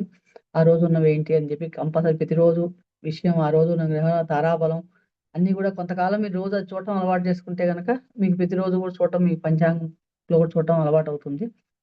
తారాబలం, చంద్రబలం ఎలా ఉంది అవి కూడా నేను ప్రతిరోజు పెడతాను 6 గంటలకి మా ఛానల్‌లో. కాబట్టి వీలున్న వాళ్ళు, ఇంట్రెస్ట్ ఉన్న వాళ్ళు మిహిరావాణిని చూసి ట్రై చేయండి. యూట్యూబ్‌లో దొరుకుతుంది మీకది. సబ్స్క్రైబ్ చేయండి, మీకు రోజు వస్తుంది కూడా. అది మీకింకా ఇలాంటి జ్యోతిష్ శాస్త్ర సంబంధమైన విషయాలు ఇలాంటివన్నీ కూడా కావాలన్నా కూడా నా నెంబర్ కూడా తెలుసు. 8585903475 నెంబర్‌కి కాల్ చేసినా కూడా మీ డౌట్లు ఏమైనా ఉంటే తెలుసుకోవచ్చు. నాకు ఈ మన వేద సంస్కృతి విశ్వవిద్యాపీఠ ఒక అద్భుతమైన కార్యక్రమాన్ని కోర్సు కండక్ట్ చేస్తూ ఎందుకంటే అసలు వేద పరిచయం ప్రామాణికమైన వస్తువు సనాతన ధర్మంలో మనం నిత్యం ఆచరించవలసిన విషయాలు మరుగున పడిపోతున్న సమయంలో వెలుగులోకి తెచ్చి ఇంత బాగా దాన్ని కండక్ట్ చేస్తున్నందుకు వారికి మరొకసారి ధన్యవాదాలు చెప్పుకుంటూ నాకు కూడా అవకాశం కల్పించి నా నాలెడ్జ్‌ని షేర్ చేయడానికి దీంట్లో భాగం చేసినందుకు వారందరికీ నమస్కారాలు చెప్తూ మీకు ఎటువంటి డౌట్లు ఉన్న సందేహాలను అడగండి. మళ్ళీ కలుద్దాం అడ్వాన్స్ కోర్స్‌లో. శుభం. స్వస్తి. ధన్యవాదాలండి. మెయిన్ పాయింట్స్ ఏదైతే మనకి కావాలో నిత్యం రోజువారీ దానికి అవి కవర్ చేయగలిగారు 2 రోజుల్లోనూ. చాలా చక్కగా చెప్పారు. ఎవరికైనా ఇప్పుడు ప్రశ్నలు ఏమైనా ఉంటే ప్రశ్నలు అడగవచ్చు. అది అయిన తర్వాత ఎగ్జామినేషన్కి ఏమేమి చిన్న చిన్న ఇన్స్ట్రక్షన్స్ ఇస్తారు. నమస్తే అన్మ్యూట్ మేడం గారు. చేస్తున్నట్టు. నమస్కారం అండి. మేడం అతి తక్కువ టైంలో ఇంత డీటెయిల్డ్గా చెప్పారు. మీరు చెప్పిన మ్యాటర్ని నోట్ చేసుకోవాలంటే ఒక్కొక్క వీడియో మళ్ళీ 2-3 గంటలు పెట్టుకుంటే కానీ మాకు సరిపోవట్లేదు. చాలా ఫాస్ట్గా చెప్పేశారు, తక్కువ టైంలో ఎక్కువ కవర్ చేశారు. చాలా అంటే థ్యాంక్స్ అండి. టైం ఫస్ట్ ఎక్కువ 2 రోజుల్లో మనం పూర్తి చేయాలంటే ఇంకా అంటే ప్రతి సబ్జెక్ట్ టచ్ చేయాలని చెప్పని మీరు డీటెయిల్గా అంటే చెప్పారు. రోజు మనకు అవసరం ఇవన్నీ నిత్య అవసరాలు. రోజు మినిమం నాలెడ్జ్ కదా, ఏదో చెప్పాము వచ్చాము కాకుండా అందరికీ ఉపయోగపడే విషయాలు. ఒక చిన్న డౌట్ మేడం మాకు. చెప్పండి. ఇప్పుడు హోరా వచ్చేటప్పటికి రోజుకి 24 గంటల్లో 24 హోరాలు ఉంటాయి. కానీ అవును. గ్రహాలన్నీ 9 గ్రహాలే ఉంటాయి కదా. 9 కాదు 7 గ్రహాలే. 7 గ్రహాలు ఉంటాయి. రాహు కేతులు రెండు హోరా ఉంటుంది. మళ్ళీ అంటే రిపీట్ 7 అవుతుంది అయిపోయిన తర్వాత మళ్ళీ ఫస్ట్ కౌంట్ లో తీసుకోవాలండి, సైకిల్ వస్తుంది. లాగా. వరుసలో ఇందా నేను చెప్పినట్టుగా రవి, శుక్రుడు, ఆ శుక్రుడు ఒక అవునండి. వారం ఈజీ ఎలా తెలుసుకోవాలంటే ఇప్పుడు ఆదివారం మొదలెట్టామనుకోండి, సూర్యోదయ సమయానికి 6 టు సపోజ్ సూర్యోదయం 6 గంటలకు అనుకుందాం. అది 6:30కి అయితే 6:30 to 7:30 1 hour okay duration okay madam. ఎప్పుడైతే అప్పుడు అది. సో 6 టు 7 రవి హోరా ఉంటుంది. ఎందుకంటే అవును. ఆదివారం కాబట్టి వారాది డే లార్డ్ ఎవరైతే అదే హోరా ఉంటుంది కదా. అట్లా అక్కడి నుంచి 7 గంటలు ఆ అయ్యేటోడికి తర్వాత 7 7 హోరాలు తర్వాత వస్తుంది. రవి తర్వాత వెనకాల కక్షకి వెళ్ళాలి మనం. వెనక్కి వెళ్తే ఏమైంది, శని తర్వాత శుక్రుడు వస్తాడు. ఆ, స్పీడ్ ప్లానెట్ స్పీడ్ ప్రకారం కదా. కాబట్టి శుక్రవారం వస్తుంది. నెక్స్ట్ 7 టు 8 శుక్రవారం అవుతుంది ఆదివారం. అవునండి. ఆ శుక్రుడు తర్వాత మళ్ళీ నెక్స్ట్ ప్లానెట్ ఏముంది, బుధుడు. బుధుడు ఉంటాడు. గురువు మధ్యలో అవును. ఉంటాడు. గురువారం తీసేసి బుధుడు, అంటే ఒకటి తీసేసి వెనక్కి వెళ్ళండి. సింపుల్. అదేలేండి. అప్పుడు మీకు అంటే నేననేది అన్ని గ్రహాలు అయిపోయినాయి అనుకోండి, 7 గంటల్లో 7 వచ్చే గ్రహాలు మంగళవారం అయిపోతాయి కదా. వచ్చేటప్పటికి మీకు మళ్ళీ కరెక్ట్ గా ఫస్ట్ హోరా సోమవారం ఈ వర్షం అంతా అయ్యేటప్పటికి శనివారం వచ్చేస్తుంది. శనివారం ఎండింగ్ అవుతుంది డే. కాదు నేను అడిగే డౌట్ అది కాదు మేడం. ఒక సండే రోజే మార్నింగ్ 6 గంటల నుంచి 7 గంటల దాకా ఒకటి, అలాగా 2 గంటలకి 7 హోరాలు అయిపోతాయి కదా. అవును, ఒకటి మళ్ళీ అదే మళ్ళీ రవి హోరా వస్తుంది. మళ్ళీ మళ్ళీ 3 గంటలకు రిపీట్ మళ్ళీ అవుతుంది. మొదటిదే వస్తుందా? 3 సార్లు అదే తిరుగుతుంది. 21 హోరాలు తిరిగాక మళ్ళీ అదే వరుసలో వస్తుంది. అప్పుడు మరి ఓకే. మండేకి వచ్చినప్పటికి చంద్రహోరాతో స్టార్ట్ అవుతుంది అనమాట. స్టార్ట్ నెక్స్ట్ డే అదే రిపీట్, అదే సైకిల్ రిపీట్ అవుతూ ఉంటుంది. అదే 7 గ్రహాలే రిపీట్ అవుతాయి. Yes you are right. Okay, అదే అదే అదే అది క్లారిటీ కోసం అడుగుతున్నా. ఎస్ ఎస్ అంతే అవుతాయి. మళ్ళీ అందుకనే 1 to 2 మళ్ళీ రవి హోరానే ఉంటుంది 6 అనుకుంటే. Correct. Okay madam, thank you madam. Madam హుతాశన యోగం అంటే ఏంటి? హుతాసన యోగం అంటే యాక్చువల్గా ఆ సమయంలో ఏ పని చేసినా నాశనం అవుతుంది.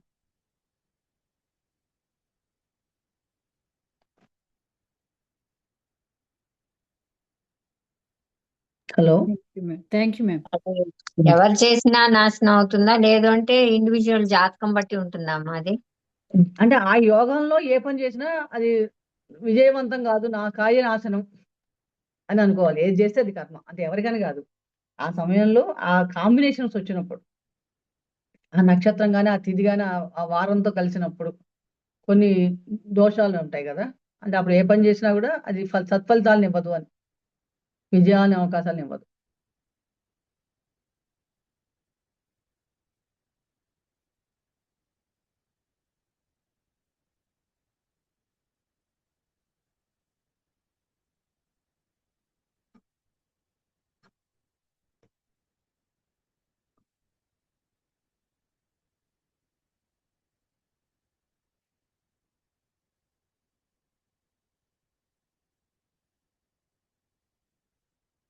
మ్యూట్ లో ఉన్నారు.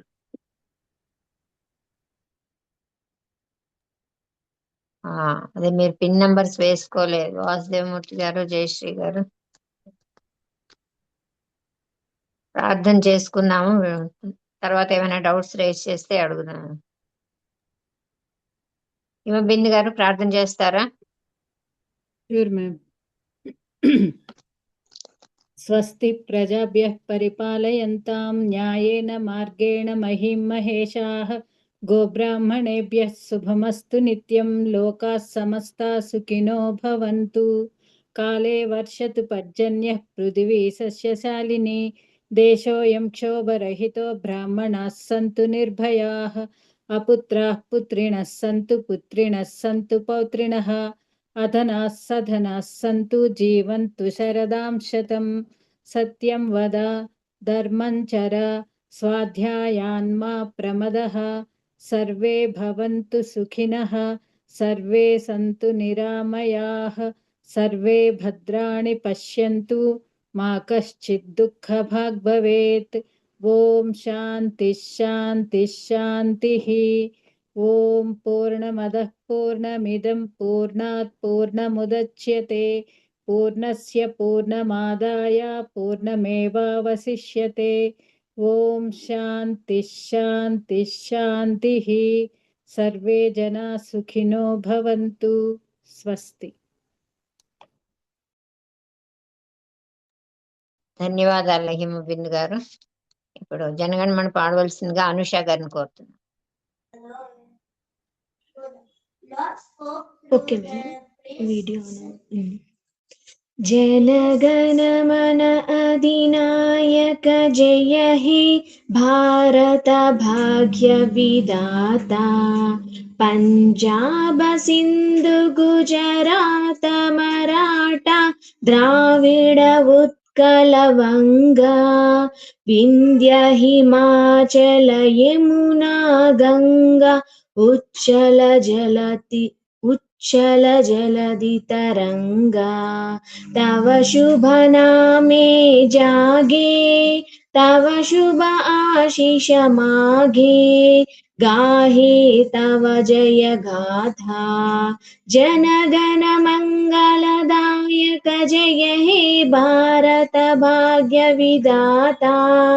जय हे जय हे जय हे जय जय जय जय हे. जय हिंद. నమస్తే మేడం. ధన్యవాదాలండి. ఎవరికైనా ప్రశ్నలు ఉన్నాయా అండి? వెంకటనారాయణ గారు కొంచెం ఇన్స్ట్రక్షన్స్ ఏమైనా ఇస్తారా? అదే నిన్న చెప్పాను, మళ్ళీ ఒకసారి చెప్తున్నాను. అది ఒకసారి నిన్నటి ఇవాళ కొంచెం డిఫరెంట్ గా ఉన్నారు ఇద్దరు ముగ్గురు. అంటే ఇప్పుడు యాక్చువల్గా మన కోర్సులో ఇంగ్లీష్ మీడియంలో అయితే 5 క్లాసెస్ ఉన్నాయి కాబట్టి యోగా సంస్కృతం కూడా డీటెయిల్డ్గా మనకు అక్కడ ప్రతి వారం చెప్తున్నారు అనమాట. అయితే మీరు వీక్ డేస్లో కష్టం అనడం వల్ల ఈ సాటర్డే సండే ఈ టైంలో పెట్టుకున్నాం 10 to 11:30. ఓన్లీ 2 days జరుగుతుంది పర్ వీక్. కాబట్టి యోగా దాంట్లో రాలేదు, కానీ yoga is integral part of this course. Madam గారు కూడా ప్రతిరోజు కూడా విఎస్ఎస్ ఇన్ అసోసియేషన్ విత్ విశ్వ యోగా విద్యాపీఠం చెప్తున్నారు కదా. సో అందువల్ల వాళ్ళది కూడా దీంట్లో క్లాసెస్ ఉన్నాయి. అవి నెక్స్ట్ స్టార్ట్ అవుతాయి అన్నమాట. ఇంకోటి ఏంటంటే మామూలుగా యోగా అంటేనే అది ఏదో ఒక ఎక్సర్సైజ్ ఏమో అన్న ఫీలింగ్ ఉంటుంది చాలా మందికి. అవి నాకు వచ్చు నేను చేసుకున్నాను అట్లా లేదు. ఇప్పుడు కొన్ని కోర్సులు కూడా వస్తున్నాయి ఇట్లా జస్ట్ ఒక ఎక్సర్సైజెస్ లాగా ఉంటుంది. కానీ యోగా అనేది ఎక్సర్సైజ్ కానే కాదు. యోగా అనేది యాక్చువల్గా జీవన్ముక్తుడు కావడానికి ఒక జీవుడికి ఏమేం చేయాలో అవన్నీ కూడా చెప్తారు. చాలా థియరీ ఉంటుంది. దీంట్లో ప్రాణాయామం ఉంటుంది, సూక్ష్మ వ్యాయామం అని కాళ్ళ నొప్పులు కింద కూర్చోలేని వాళ్ళకు కూడా మన గురుగారు మొదటి రోజే చెప్తారు. కాబట్టి తప్పకుండా ప్రభు గారు అంటే ఆయనే ఒక జీవన్ముక్తుడు. మీరు ఆయన్ని అందరు చూశారు కదా, ఆయన భగవద్గీత చెప్పారు, మనకి ఉపనిషత్తులు చెప్పారు, అన్ని యోగా థియరీ కూడా చెప్తారు ఆయన. కాబట్టి ఈ ఒక 15 రోజులు స్పెండ్ చేయండి, తప్పకుండా మిస్ కావద్దు. ఒకవేళ మిస్ అయితే రికార్డు వినండి. అందువల్ల అది కూడా పార్ట్ ఆఫ్ దిస్ కోర్స్ అని మీరందరూ అప్రిషియేట్ చేసుకోండి. తర్వాత చిన్న చిన్న మనకి ప్రాబ్లమ్స్ కూడా సాల్వ్ అయిపోయాయని ఈ సభాముఖంగానే చెప్పారు. ఇక్కడ క్లాస్లో అటెండ్ అయ్యి కూడా వాళ్ళకి అవన్నీ ప్రాబ్లమ్స్ పోయాయని కూడా చెప్పారు అనమాట. అంటే అంత క్విక్ రిలీఫ్ కూడా వచ్చిందనమాట డ్యూరింగ్ ది కోర్సే. కాబట్టి ఎవరికైనా ప్రాబ్లమ్స్ ఉంటే ఆయనకి ఫస్ట్ డేనే మీరు క్లాస్ అయిన తర్వాత క్వశ్చన్ ఆన్సర్ అప్పుడు చెప్పండి. You will take in to account అని చెప్తారు. మీరు ఏది స్పెసిఫిక్గా చేయాలో ఏది చేయకూడదో కూడా చెప్తారు. సో అందువల్ల యోగా కూడా ఏది కూడా బాడీని కష్టపెట్టేట్టుగా ఉండదు. ఏది బాడీ తట్టుకుంటుందో అంతవరకే చేయమని చెప్తారు. కాబట్టి ఎవరికి దీనివల్ల యాడ్వర్స్ ఎఫెక్ట్స్ ఏమీ రానే రావు. ఖచ్చితంగా అందరు కూడా పార్టిసిపేట్ చేయండి. I just want to convey all the best. ధన్యవాదాలు వెంకటనారాయణ గారు. ఏదైనా డౌట్స్ ఉన్నా కానీ అడగచ్చు ఇప్పుడు కూడాను. అలాగే నెక్స్ట్ మళ్ళీ మనకి సాటర్డే రోజు 24వ తారీఖు ఎగ్జామ్ ఉంటుంది. మొన్న ఒక ఎగ్జామ్ ఆల్రెడీ మీరు రాశారు, గూగుల్ ఫామ్ గ్రూప్లో పెడతారు. దాన్ని ఆన్సర్ చేసి అయిపోయిన తర్వాత ప్రాక్టికల్ ఓరల్ ఎగ్జామినేషన్ ఉంటుంది. 25వ తారీఖు మనకి వెల్డిక్టరీ ఫంక్షన్. అంటే గురువులందరికీ కూడా మనము మన ధన్యవాదాలు తెలుపుకుంటూ ఎవరైనా మాట్లాడాలి అంటే కూడా టైం బట్టి మీరు మీ అభిప్రాయాలు మీరు వెల్లడించవచ్చు ఆ రోజు. సో అందుకని ఇంకా ఎగ్జామినేషన్కి ఏమైనా డౌట్స్ ఉన్నా కానీ అవి కూడా మీరు క్లారిఫై చేసుకోవచ్చు.